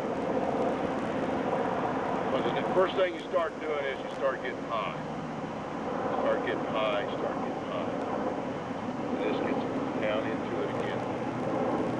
You gotta have leverage, and the way to get leverage is you gotta be lower than the other guy. And we have to work on it just as much as you guys do. Sometimes more because we got taller, bigger people. They want to climb too. That's why they want to get up there and titty fight. You can't knock anybody off the ball unless you're down in good leverage position. Now keep down in here like that. Your feet got to be underneath you. You got to be able to strike, and you got to be able to move your wheels. And you can't be long. You got to be short, choppy step. That's something that can be acquired, but that's not natural to take short, choppy steps. That's the reason for boards. That's the reason I believe in the boards. If you don't put the boards down, they're going to have one foot right behind the other. If you put the boards down, they'll just like that. If I could slow that film down in there, I could really show you, but those feet are just going just like that. Combination blocks, you got to be able to read that near foot. And rep it, rep it, rep it.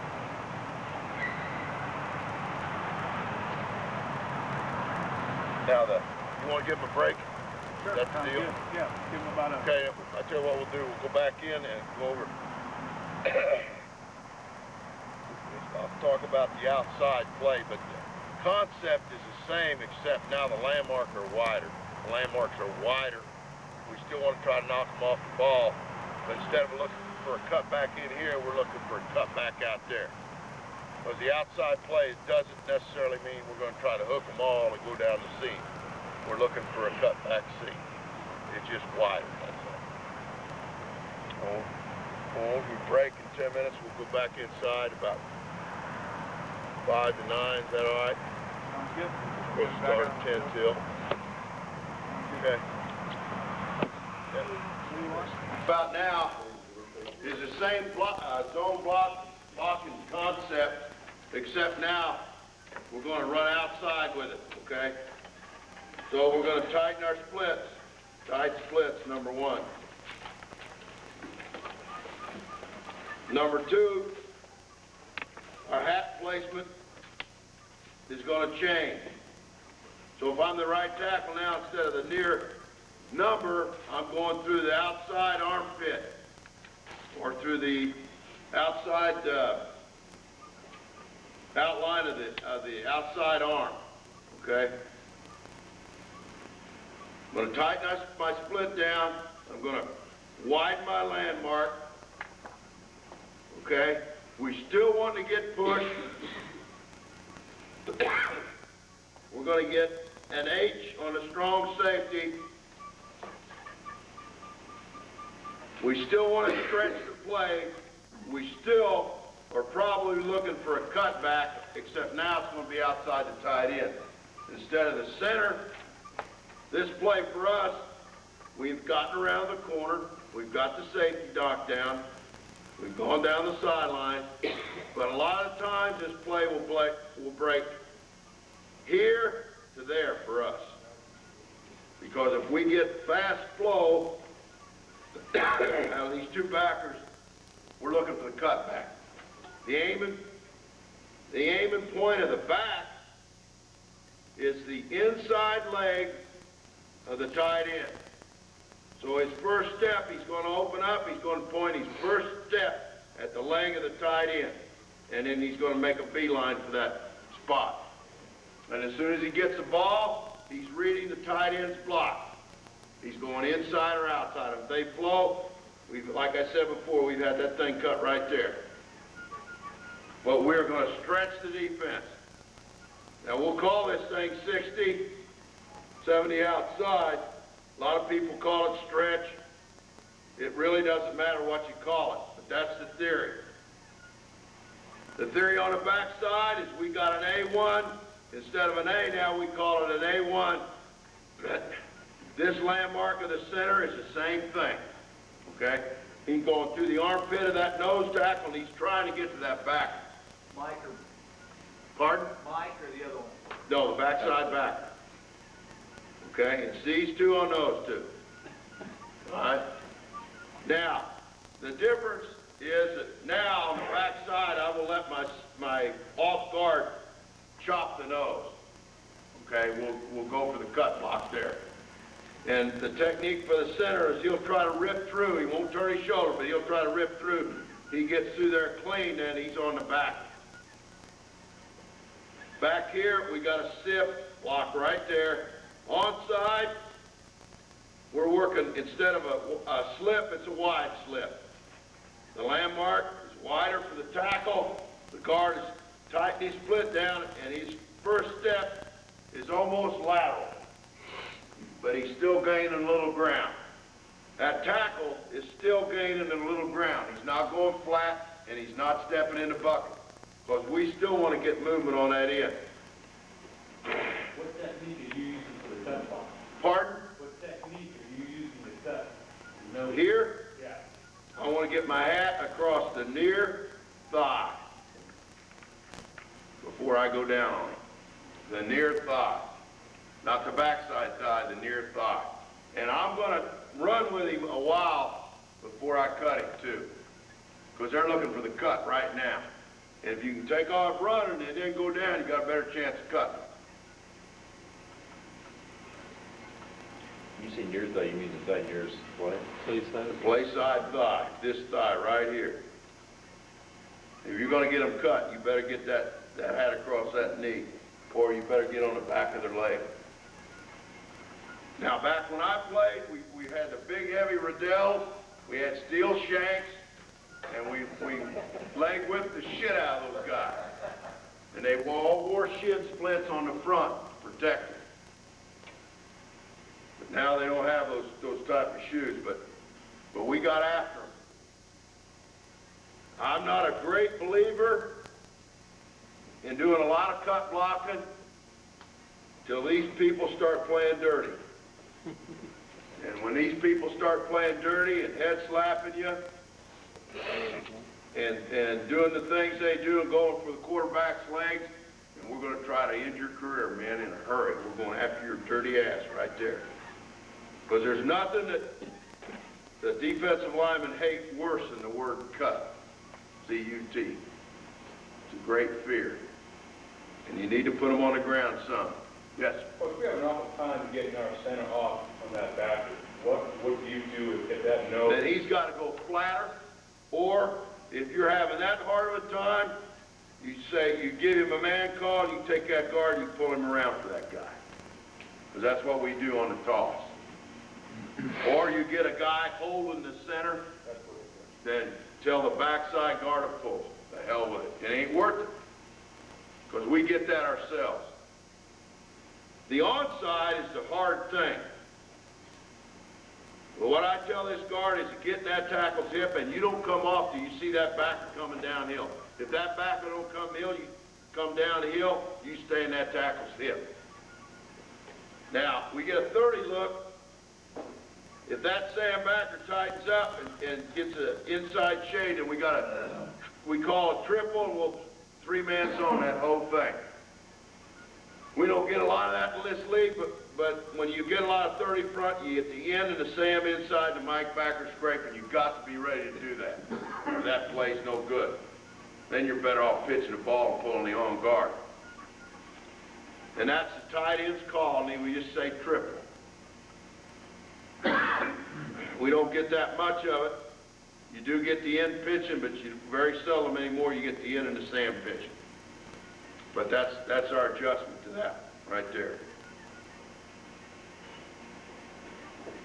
You can run this thing. You can run it out of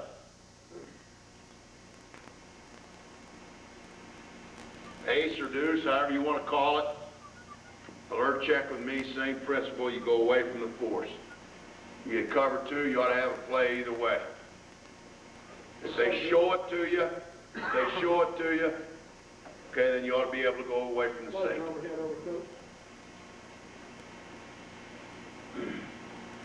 So we just go alert check with me, and the safety's here. We'll go blue for 70 outside, and if he's on the other side, we'll go gray. We also do that for the counter gap play. Now, they can jack you off, and if we play somebody that's doing a lot of that, trying to screw with us, then we don't have it in. Probably just have the gut play in out of that formation. But that formation is a pretty good throwing formation for you, or it is for us. In theory, we like to run it from eye tight. We will even do it from near fly, as long as, excuse me, as long as you got a hat on force, you can run the outside play because you don't have to worry about hold off on the backside. We always let number 4 on the weak side go. We're always sifting that. We run the outside a lot of different ways. Big thing, and you'll see in this film clip, I think I got 7 or 8 shots. When we get movement here, at the point of attack, even if it's a little bit, then we're going to have a good football play. If they push us back a little bit, we don't get movement at the point, then we don't have a cutback and we don't have a play. Now, I'm not going to bring you any minus plays in here, but we have our share. But it's a good football play. It's especially good against people that play that Desert Storm defense, this one right here, and they mismove him back, and they stack that backer back right there. Because I just A-B that thing right there and get that guy coming over the top. It was good against Miami for us because they always play this guy a 7 technique. and we got a 290-pound tight end, just take that guy and turn him inside out, and then you got the edge. Because what we were doing is, we were running the outside, but we were doing with an X block, just like that. And we were getting the 3 technique shut off, who was going hard to the B gap, and we were hooking him easy and getting the guard around this guy, and then we had a guy on force. And we were hurting him with it because of the play of that one technique player. Now, 2 years ago, we ran this play out of just near or far motion where we got a guy. This year, we ran it out of the I formation. We're one of the few people that do it. We just tell that fullback to get the hell out of there and go flat quick and give the quarterback a chance to clear. And we have pretty good luck with it. And you can run it out of the I, but remember our tailback's 7 yards deep too. Coach, on that Yes. 34 wing, the double team on the Sam or the double team on the end? Right here, this, Down one. this, Yeah. On your outside, you want to get a double team there? yes. Unless we get a triple call, and then we'll double team the Sam. When would he make a triple call? That Sam backer lines up inside, shader head up. Very easy to tell in our league. Most of the time, the Sam backer will be right there, just barely shading that outside shoulder of that tight end. So when they're going to do that in our league, they show it to you pretty good.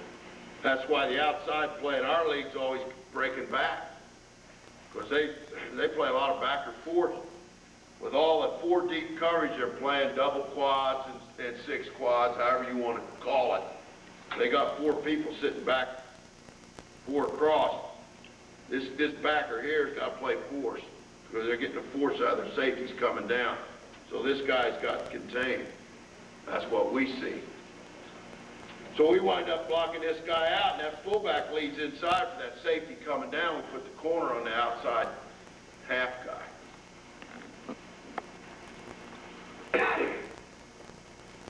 But it's the same philosophy as gut, except we're just taking it farther outside. We're still stretching the defense, but most of the time we're getting the thing cut back. You know, we'll chop the B on the backside right here on the B1. We'll chop that in. Any chance we get a chance to chop people, we'll do that. The reason we like it against 46 is we'll get far wing. We'll get far wing and bring this guy in motion. And these 2 guys will work here, and he'll be on number 4, and away we go. And they'll drag a guy with this guy, but he'll be outside. That's one of our favorite plays. If we're playing a lot of people who play a 46 defense, we'll go the weak side outside out of it.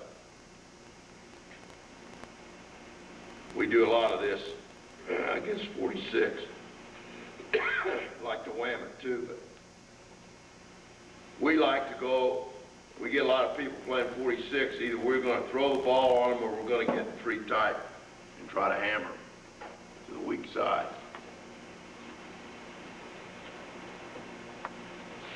Can you see that? He'll block this guy coming across right here.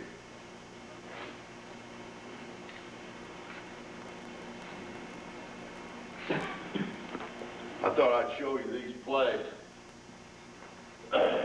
Make you get a better feel for it. But the landmarks are the same as gut, okay? It's just wider landmark. And the hardest thing we have to face is to try to sell them. We still want to get the push on it. Because most kids, when you start running this play, they want to go sideways or they want a bucket step. And I don't believe in the bucket step, except when guy's got inside technique on you. You're trying to cut him off, and I'll let a guy open up. We believe in the movement first. I think you're going to see people start going back to the pitch. The football always evolves, and I think you're going to started seeing that more in our league this year. And I see it more and more in college football. I don't know about the high school level, but Same philosophy. Only thing with the pitch, you can get a little bit more down block, and pulling the guard or the tackle around, and you can on this play. Although Pittsburgh runs this play, and they always do this. They're always doing that. Anytime they angle block, they get a chance to angle block, they do it. They even do it on a cock nose right here on the center. They'll block that guard down, pull that center around for that Mike back. He can get there too. But there's a lot of you've got people in high school that you can do that. You just don't believe it. You start monkeying around, those kids can do more than you think they can do. Do you think by handing it off instead of pitching it, it freezes the linebackers an extra second because they don't know what? No question about it. That's the whole deal. But here's what we used to run in Houston. Can I write on this thing here? Yeah. So you block it on top of Give it. us some more surface to see. Here's what we used to like to do. We ran 2 plays with Earl. And we couldn't pitch the ball to Earl because he couldn't catch the son of a bitch. but you brought up a good point. But here's what we used to do. Here's what I like to do with that play. We used to run lead all the time. Say we just got a 30 look. We used to run lead, and we'd zone block this, you know, and we'd zone block that, and he'd chip through here. He'd either chip on a Mike backer if the end went up the field, or if the end pinched, he went for the safety. But he'd open and cross over and do the bro. It's just guts, all it was, with the lead back. Then we'd turn around, and he'd do the same thing, except till he got downhill. And then he'd just bounce it for the safety. And Earl steps would be the same thing. He'd open cross over till he got the ball. And then you talk about sucking, they'd suck up right there. Okay, just like that, and we'd bounce. Now, I like those 2 companion plays better than the outside gut. You know, that's just me.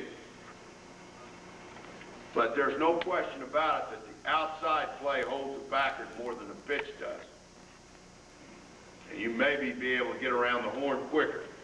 But my argument to that is you pitch the ball, that's no different than running gut out here. Because you're pitching that football, you get out here, you're still looking for the cutback lane. Because very seldom when you pitch the ball, you're getting around the horn. And very seldom when you run outside anymore, from what we see, because of the position of this backer, we're not getting around the horn either. But you do have a valid point on your backers. My argument there is these 2 plays look the same because of the back steps. Now, if you train a linebacker to see the difference between an open crossover on the gut and the outside play go right flat, right to the tight end, some of them can read that. But that's an argument as old as football. Which is the best play to run outside, either toss it or hand it off? I think a lot of it's predicated on who you got carrying the rock more than it is anything else. Why don't we look at this outside? I think you get a better feel for it.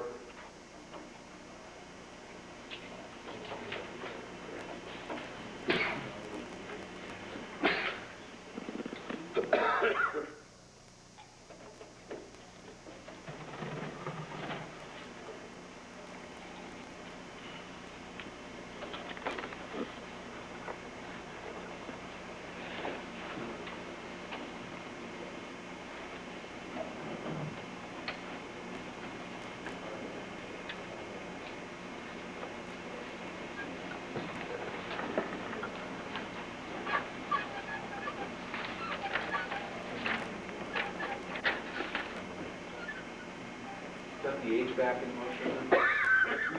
No. That's really the Z for us. The H is our fullback. He's over here on the right. No, actually, what is that? I can't. My eyes are bad. We got a tight end there? No. No. That's just near fly for us. Okay, that's the Y coming across. And the H was in the backfield, okay? All right. See what I'm talking about? So we got a scoop block there.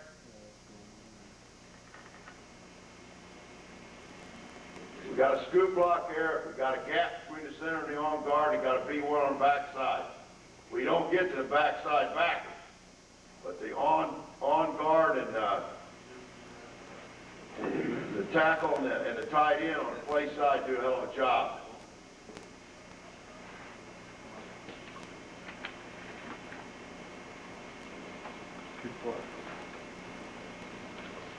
That's means right there.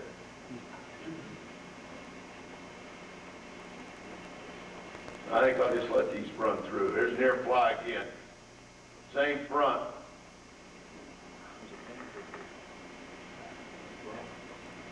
That's Brock. That's Brock and Dwayne Young.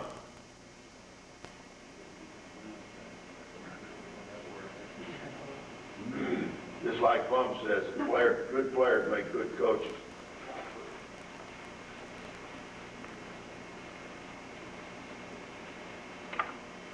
Now, this is what I'm talking about, where they overrun it. This is the over front, much like Miami plays. Over eagle, over sink. And he sees those backers flowing, and he cuts it back.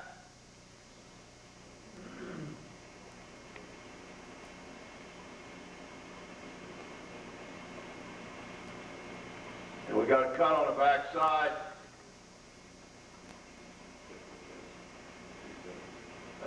That's Kennedy we cut right there.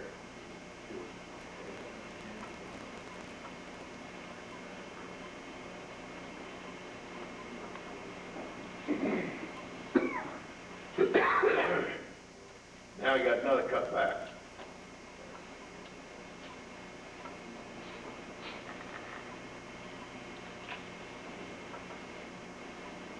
I'm just gonna let it run.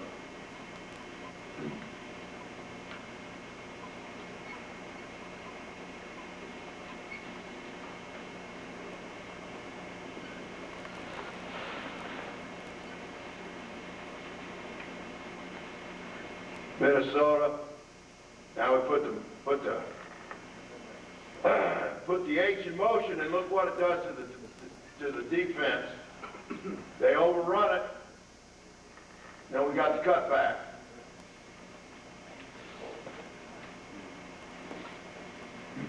As soon as we put the H in motion, they took off. Watch these backers flow.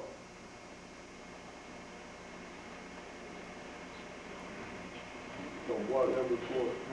Do not block number 4. You sift on him. You took the most dangerous between 3 or 4. Kansas City, same front. See the 7 technique here?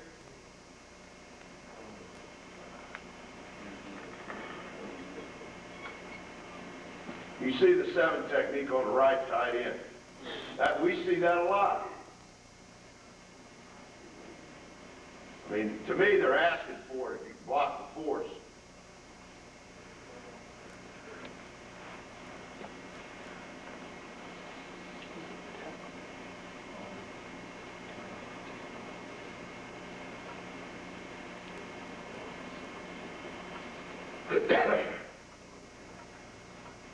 Now, this is a bad picture because it didn't come out good against the Bears.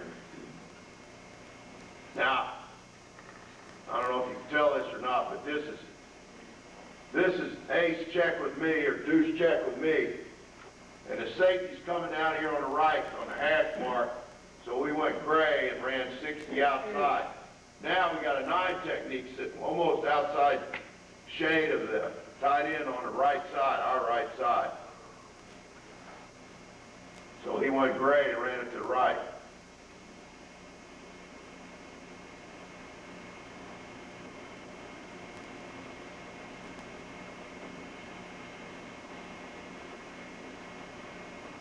Where's the tackle going there?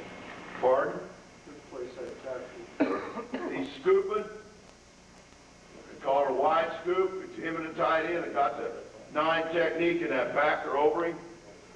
The hard block is the right guard's block on 3 technique. A lot of people, or Pittsburgh, they just X block that.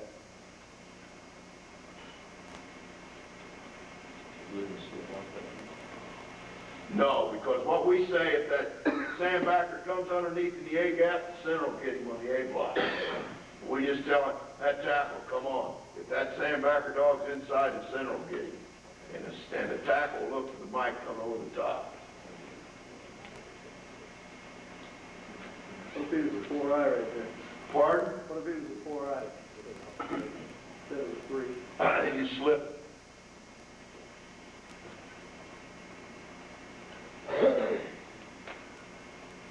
Now, that's a pretty fine line. Coach, how much you tighten down those splits? They look really tight. Is that We'll tighten them down to about 1.5 feet, and sometimes they'll tighten them down 1 foot. But I like to try to keep them at 18 inches, because we'll run the counter gap in the same split, so you won't know whether you're going to get down blocked or you're going to get reached. Try to keep my splits the same on those 2 plays. So if we're tossing the ball strong, we'll do the same split. We're running wham, our separation game, and our gut play up, then I want the bigger split. Or running draws.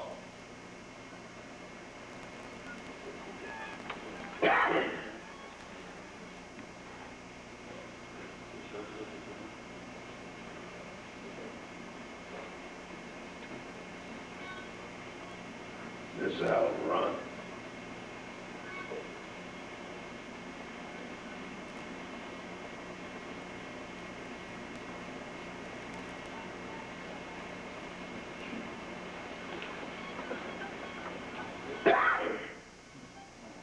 I think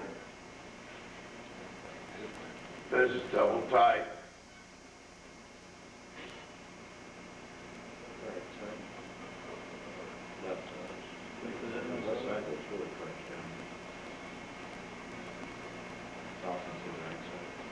It's tight. They always tighten it up. So are they the best defensive front that you've seen in Minnesota? Minnesota, we played them, a year ago. We had 185 yards rushing against them. They're one of the better pass rushing fronts, but not the best front that we saw this year, in my opinion, was those assholes from right up north here. They got a good front. Yes, yes. They're physical, and with the addition of Bogg and Lachlan, they were as good a front as we saw. But now, to me, it wasn't even close.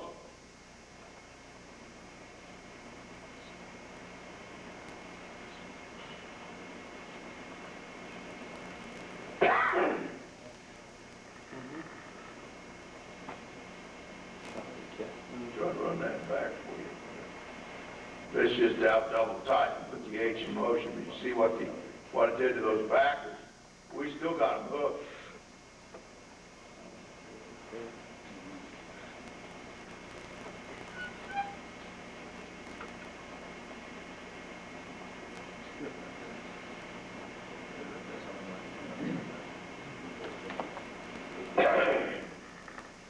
We got tight ends that can hump it pretty good.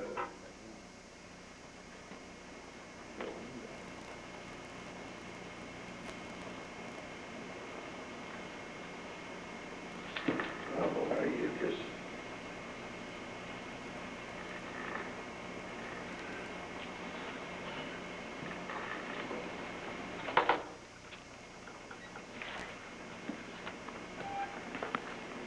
I don't know if you want to go back outside again and take you through those steps. It's a wider step. That's up to you all. Be glad to do it. Be glad to go outside and talk about pass protection a little bit, or answer any questions you got about that play there.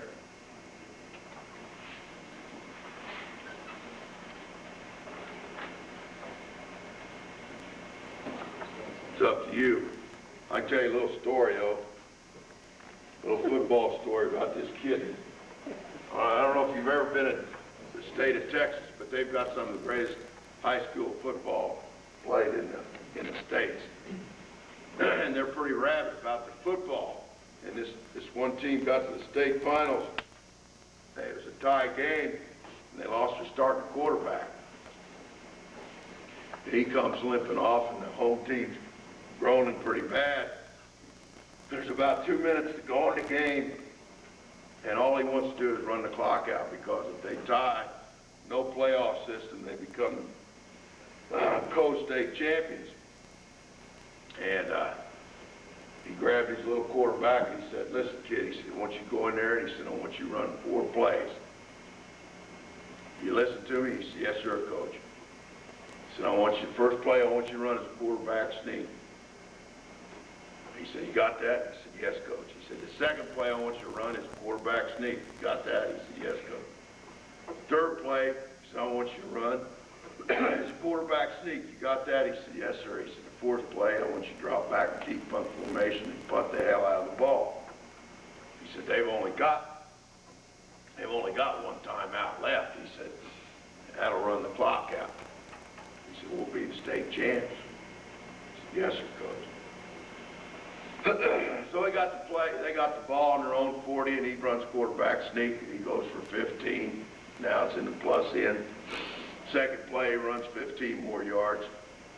Now it's down to the 30. Third down, he goes for 25 yards, guys. First and goal on a 5-yard line. And that little quarterback dropped back in deep punt formation and punted the hell out of that ball right out of the end zone. And the crowd's going crazy. The coach pulling his hair out, and they come run jogging off the field.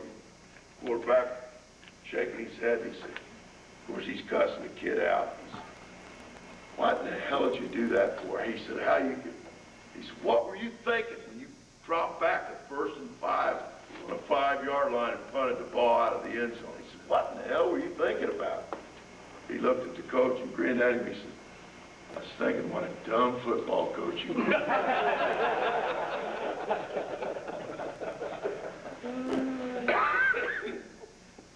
But we've all had those moments, I'm sure.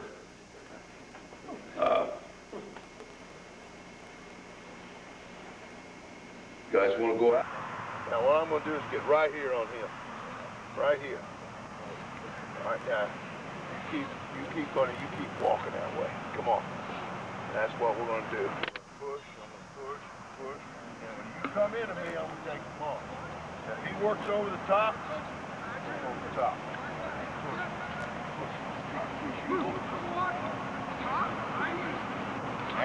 That's what it amounts to. Now, I'm going to be the linebacker. You be the down line for me, okay? Now, I want you to get... Yeah.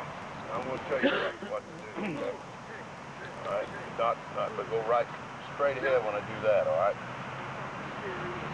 All right, now you watch the leg. Stay in his hip. Okay, stay in his hip. You eyeball me. You stay in his hip running, okay? We're going to walk. All I want you to do is walk through it, okay? All right, here we go. On go. Set, go. Stay, push. Come on. Get that feeling?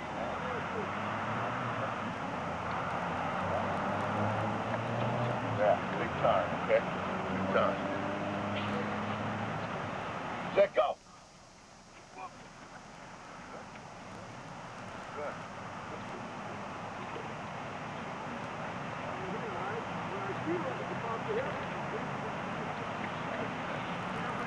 Good. On go. Set, go. He's coming. Get the head across. You want hang. Yeah. Help him out, okay? Help him out. Just a little bit more, all right? Just stay in your hip. If he lags back and waits for that guy to run through, if he don't stay, he'll split you. Okay? He'll split you. Key man. And you, it's both of them, right? You just stay on the double team. Yeah. Now what I want you to do is stay back. That's right.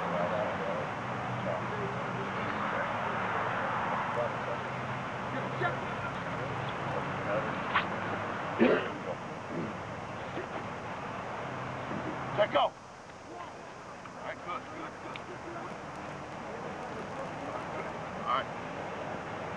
Let's go. Yeah. I want him to be the end, you be the back. No, you be the end. You be the end. You run good. Do that in these shoes? All right, go on. But that is question was before that. This one, Jack. Yeah. Teach you guys Butt box. You can do that. Okay. All right, now I want you to do this. There. Okay. And then you go there. I'm head up, right? Yeah. You go here. All right, here we go and go. In these hip. Now just try to walk through it, okay? Then go. Walk, stay in his hip, flatter. Okay, now. You start looking at him. Right. Stay in his hip. Okay. Stay in his hip. You can eyeball him, but don't start going up the field and coming on. Set go. Start walking. Flatter, flatter. That's it. Take him over. Good. Stop. Good. Good. Good.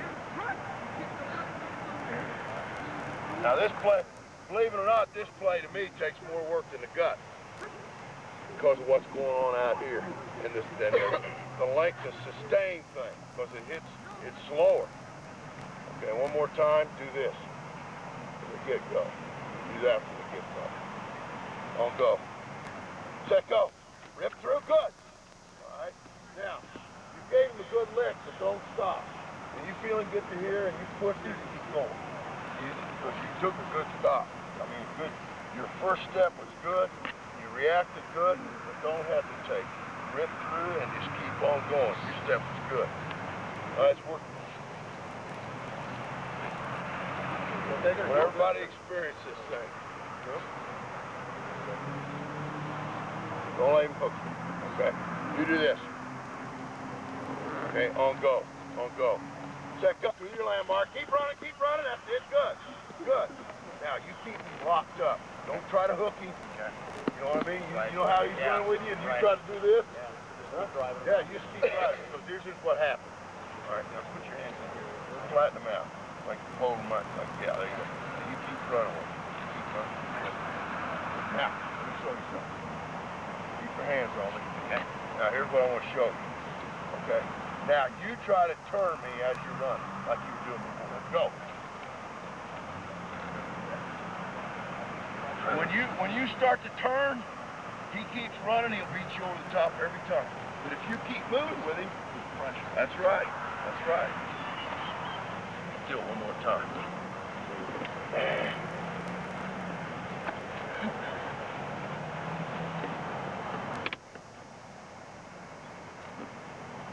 Now stay in his hip. Set go. Stay in his hip, stay in his hip, stay good. Good, good. Good. Two more.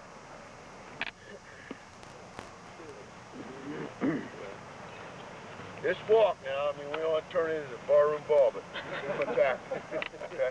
I can split down. 18-inch split. All right, right now, you do this from the get-go. Right here, you do that. On go. Stay in his hip. Set go. Keep going, keep going. All right, good. Right, stop, stop. All right, now. I didn't get enough round. Right. He comes straight ahead, you got to try to get your hat across. Okay? Right. I'm still aiming at his knee, or I'm trying to get You're trying to get your hat across, but watch me step back. You do your same charge, you take a step. Let go. Okay? You try to shoot the hat across. But you saw my first step was still here. Here, up the field. Not much. Okay. You do this. On go. Let go. Stay in his hip, stay in his hip. Come back. Good, good, good. All right, good. Good. Now that's what you got to teach those guys, okay? There we go, get a little mud. All bad. Who hadn't had a bit in there? Yeah. You the tackle? All right, here we go. You the guard. Okay. -5. No, he head up on it. All right, now right here. Not that far, though. Right to me. Come right to me and you do that.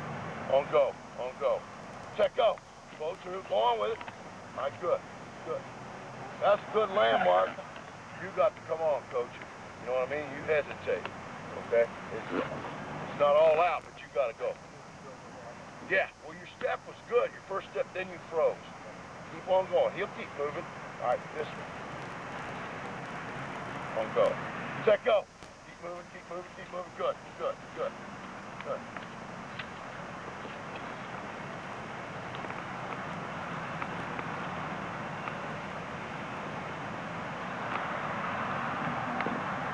On go. Set go. Keep going, keep moving, keep moving, keep moving, keep moving. All right, good, dude. Yeah, I mean, keep going. Hey, that ball should be back in here right now. Who else had to have it?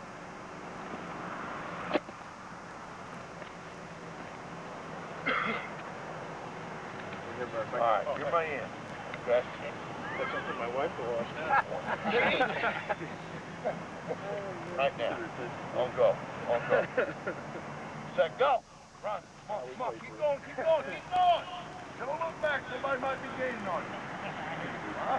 Keep going. Good step. Keep coming on. Keep coming with it. All right.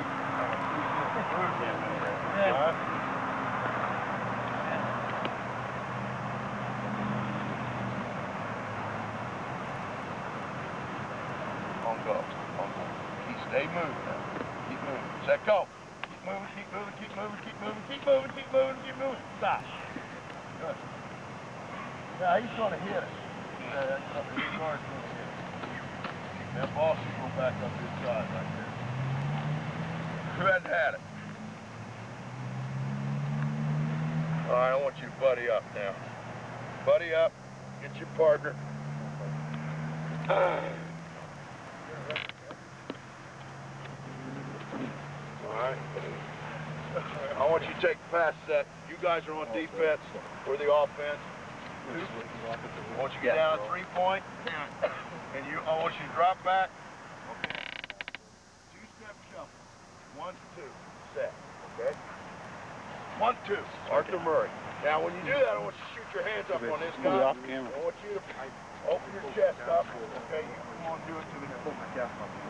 Let's go! Right there. Alright? Boom, right on his tits. And I'm gonna squeeze the shit out of him right there. Okay? My hand's gonna be inside. Alright? You guys on offense? Let's on go. Set go. Go. No. Depends on where that guy's at. Cover that in a minute. Alright, let's go. Do it again. On go. Set go. Pop up. That's good. That's good. A little quicker there, coach. A little quicker. All right, one more time. On go. Set go. Take your ass. And this guy. That's a good set here. All right, now, reverse it. You stay right where you're at. You people are looking at me. You're on offense. All right, on go. On go. Set go. Snap out. Not bad. Not bad. Go right to him. Just bull rush him a little bit. Coach, can I ask you real quick? Yeah. You set your poster back here. So you want to keep it from doing this, right? Right. You want to keep it square to the line. You want to keep pointing straight ahead? Yeah. Let me see ya. On go. Set go. That's good. All right, one more time. Don't set so far back. It's just a short jab. Set go. Good. Taking a side on it. All right, now this gentleman here asked me a question. Come here. This guy around me is semicircle. He asked me how I should set on an individual. I'm the right guard. If he's outside on me, yeah, I'm going to drop here. What I teach my people is simple. I'm going to set, my nose is going to be on his inside pec, wherever the hell he is. So if I'm the right guard and he's sitting right there, I'm going to set on him right there. If he's head up, he's head up on me. Now, I've got to take the inside away. So here's my set. Inside pec, right? If he's out here, a little bit more, a little wider. Okay, as I set, back and deep. I might have to shuffle a little bit more. But my hat's going to stay on your inside pec. My shoulder's going to be as square as I can. But if you get inside eye on me, I got to take your inside away. So right now, your inside shake, I got to set in there like that. But I don't set short unless we got a 3-step drop. Because here's the reason. If I just raise up like this, I want you to take a step at me, and when you do, I want you to grab me with your left arm. I want you to grab that pad right there on go. Set, go. All right, he got it, didn't he? Now watch. I want you to do the same thing. I want you to take that one step. I want you to try to grab this shoulder. Okay? On go. Set, go. He didn't get it. Okay, because I set. I took a slight jab and come shuffle back. It's like 1, 2. 1, 2. It's not. I'm not gaining much ground, but he ain't gonna get me on his first step. Okay, because in our league, if they beat you on your first step, if he gets that shoulder and swims me over the top, he's got me. So I want to defeat the first move on the first step. Well, that's what I teach. Unless it's a 3-step drop, then I'm gonna snap up. But if it's 5 or 7, it's a 2-step drop. I'm gonna gain 8 to 10 inches away from him, so he can't get me on the first lick. That make sense to you? Is your draw, when you're in your draw, you're doing the same step? Sir? When you run a draw play, same step? I'm gonna set just like I am in pass pro. Exactly. Because if I don't, I'm telling him something's up. Now, once I set, if he'll take a side on me, fine. If he don't, if he squats, I gotta attack. After I set, it's a run. That's where people make a lot of mistakes. They set, and they try to keep dancing with it. Once you set a guy, if he hasn't taken a side on you, you gotta attack. How about if when you get in a situation where your center doesn't get any guard help, the guard's covered or whatever, and there's a shaded guy on the center snap hand? And he has no help by this guard? Yeah, the opposite guard's uncovered. Anything that you... Yeah, you gotta open up with this leg. Come here. You're shaded. Cock. Cock. And he's got a double read. Okay? I gotta open here. I gotta open with this leg, and I gotta get away from that left paw that's gonna try to grab me with my ball hand. So if he shade me on my ball hand, I gotta come back here. And if I step up, I'm dead. Same thing if he's cocked here, I gotta get away from that initial. Wherever he's setting, that's how I gotta, wherever he's lined up, that's how I gotta set. Now, if I got help, then it's me and a guard on this guy and that guy. I don't have to set like that. But if he's dueling out, I got to set like that. But you said once you get the set, the pass block now turns into a run. On the draw. Oh, okay. On the draw. Oh, okay. On the draw. If this man's still not trying to beat you, but did you purposely give him a weak shoulder maybe to let him come upfield or not? No, you try to keep on a him. pass? No, you try to front him. More in front. Yeah, you want to try to get square as much as you can. The worst thing about the hardest thing about pass protection, and I've looked at film all week, college football players, you know, guys that are next level up from what you guys are training, and it holds true in our league too. Half the sacks are given up because of the first of the set, of the pass set itself. And if you can teach those kids to set right, you can cut your sacks in half, I can guarantee you. Because the worst thing though, here's the right tackle. I'm down 3-point stance. Okay, here he is, be out there. And my first step, instead of kicking out and getting here, will be this. Now come on, and here. And I've opened the gate. I've taken a step forward. He's taking a step forward. He's level with me right now, and now I got to open up and run from a slide. And it's not that he can't do it, but he hasn't worked it. And he's got too much weight forward, so the only thing, the first thing he can do is have to step up to get his balance, instead of being able to pop out of there. And it takes work to be able to do that. But that's what you got to teach him. And it's all in the sets. I'm a right guard, and that guy line up here, and I set like that, and he beats me inside. You know, you got to take that away from him, because that's the quickest, that's the shortest distance between him and the quarterback is a straight line. And if people would set better, they'd cut their sacks down just because of that alone. But that's what gets them in trouble. Pass protection is an art. It is an art, but it can be learned and it can be practiced. Without pads on, it can be practiced. Just in the setting of your guy. If you took offensive linemen out starting this summer, while you're all throwing that flag league, trying to be genius coordinators, if you took those kids out and just set them about 30 minutes and got them to rush against each other for 20 minutes, you'd be surprised how good they could get. But they got to do it a bunch. It's just like shooting a free throw. The way you become a good free throw shooter is to go out there and shoot that basketball a bunch of times. It's not any different than taking a pass set. He's got to go out there and take that pass set. And you got to put him, you got to put a guy there and make him set. You got to put a guy there inside shade and make him set. You got to make him set with a guy head up. And he's got to do it again and again and again. Coach, any tricks on bull rush other than leverage, pad leverage? Yeah. I mean, that's the big thing. But give me some, you're getting straight bull rush, thanks down. But the worst thing is he'd bury your head in your sternum. Okay, he's got you. All right, he's got you. Now, the only thing I know to do to counteract that is you got to pop him before he gets to you. And if that's all he's doing to you, you got to start cutting the shit out of him. Okay? Now, that's what we can't tell. That's technical. Huh? You can't. If you're in contact with the man, you can go to a cut. After you make contact, you cannot make a cut like that. Initial charge only. That's it. You mean they can bull rush the shit out of you? You can't cut them. Initial charge. They start high and go low as far as I drop back understand. a couple of drops. You can front them up high, you just can't cut them right out at the point of attack. As I understand, you can front them up high and then go down. I understand you can't do If you make your contact, you're saying, you drop back a little bit. Well, you know, if you got me like that, bury your head. You got me like, the only alternative I got is to go down, cut your ass. But you're going to take me right into the quarterback. And the only other thing you do is put your head in it. Is break this, come up with your hands and reset it. Then take it down.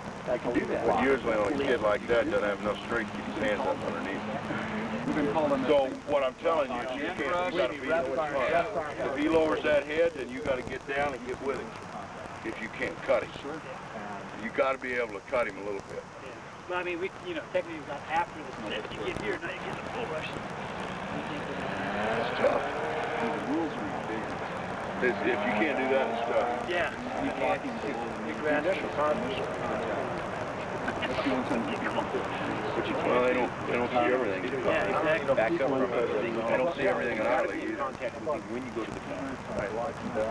You got to be on there. That's good. Blocking back. It depends on if you like your school. Well, And you're dependent on the route. I'm blocking back on you. And you're in a gap. That's right here. The back? Right here. How about when I come all the way out? So I got to open up more. And if you're in a three, if you're in a three, I'm going to cut you. It's got to be tackle. That's the only way consistently I'm going to block you. Otherwise, you're going to keep me upfield. You're going to get in the backfield. So I got to open up and go across your knee. Does that specifically say you have to be Reverse head and shoulder. It says you have to be within that 1 yard. That's your only shot you got. All things being equal. If you look at it, you have a nose guard, you can be back If you're off the line, if you're going back to the floor, If he's in a 4-4, I would go now. If he's in a 5, we'll slow it down. they say a yard. What we call a slow down. We'll close this time and come down. 7-7. They don't do that. Yes. They don't do that. But if he's in a 4-4, we got to go now. You're the tackle. No.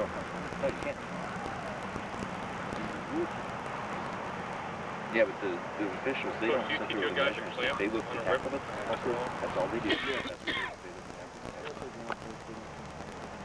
Rip me. I'm sorry about that. But I can do this. That's legal. As long as you don't get in front of me. Okay. Now it's holding. But in our league, if I got you here, it's not holding. Okay.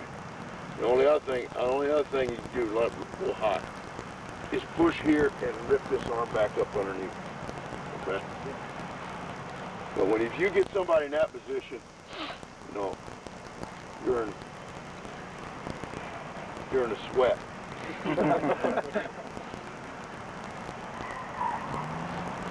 Keys, you want to keep them away from you, right? Just get Correct. walk out on them. Correct. Away from them. There's two things that get you. You get grabbed from the back, you get grabbed here on the pad, and then you got this, okay? Or you get ripped underneath. That's the two things that hurt us the most. But this one hurts more than any. Most of the time, if somebody gets us here, we're gonna lose. Can't get that shirt on tight enough so they can't get the cloth. Oh, we got a carpet, stuff on it and everything. They still got cloth. They still get caught. But we got carpet tape that, you know, it's just like gluing those jerseys on there, but they can still get it. Coach, on that rip, I noticed that you didn't have your hand, when you clamped down, you didn't put it in the sternum or on the ribs. You just clamp down and lock down on the arm itself and sit down on it. Right, stretch, sit right down on it. You don't brace. That's where. Go ahead, rip me. Rip underneath. I'm going to set you down. No, not. Now, if you get, If I'm here, now it's over. now it's over.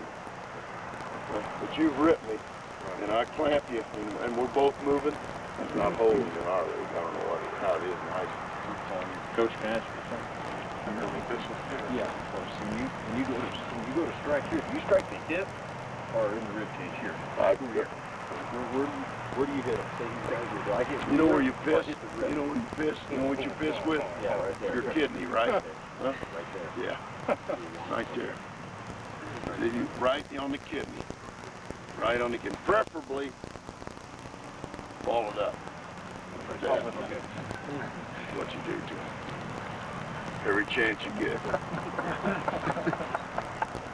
You've got a great shot of Neil Smith going in the air like this and Brock hitting him just like that, right in the belly.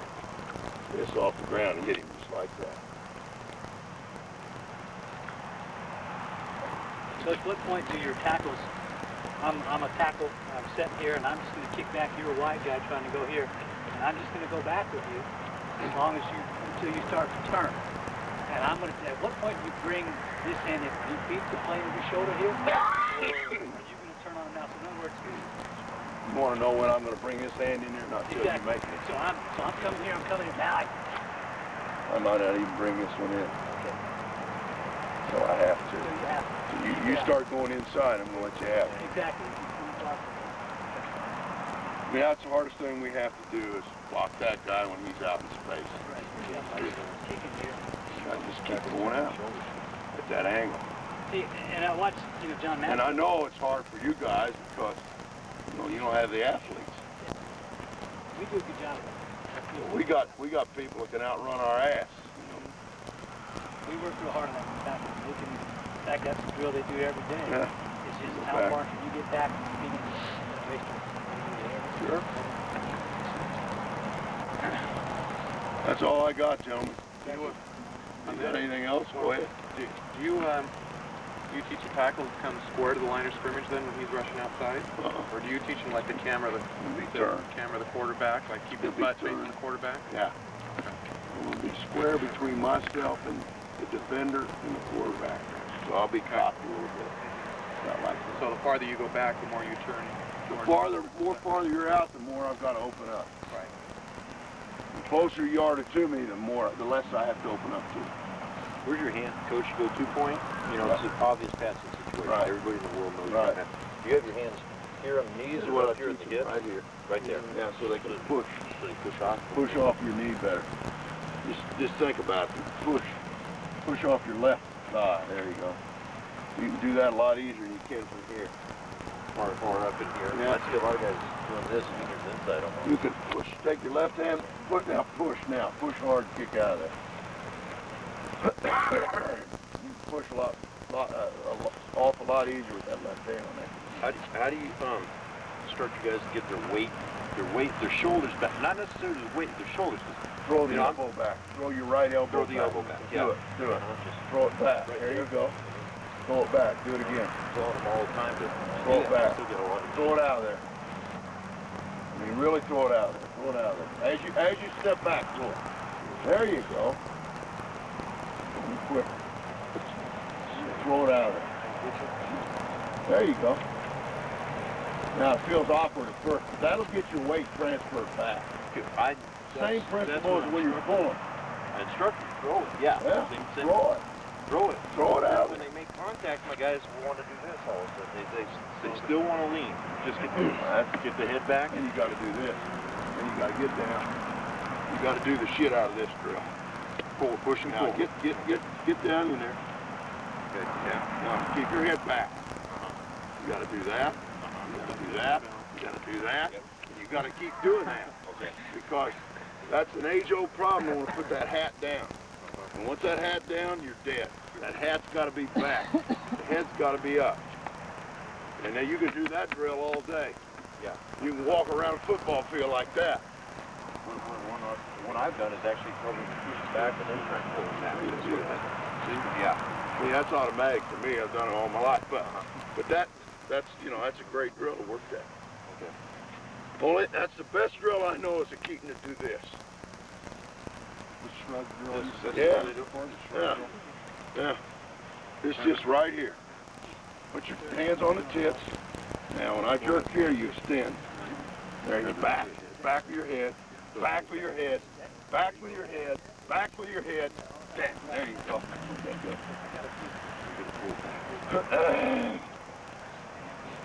Well, but you can get better doing that.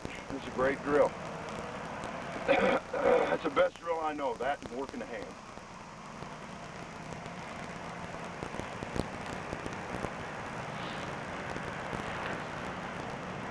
Miller time. All right. You got something out of it. Thank you. Happy to watch.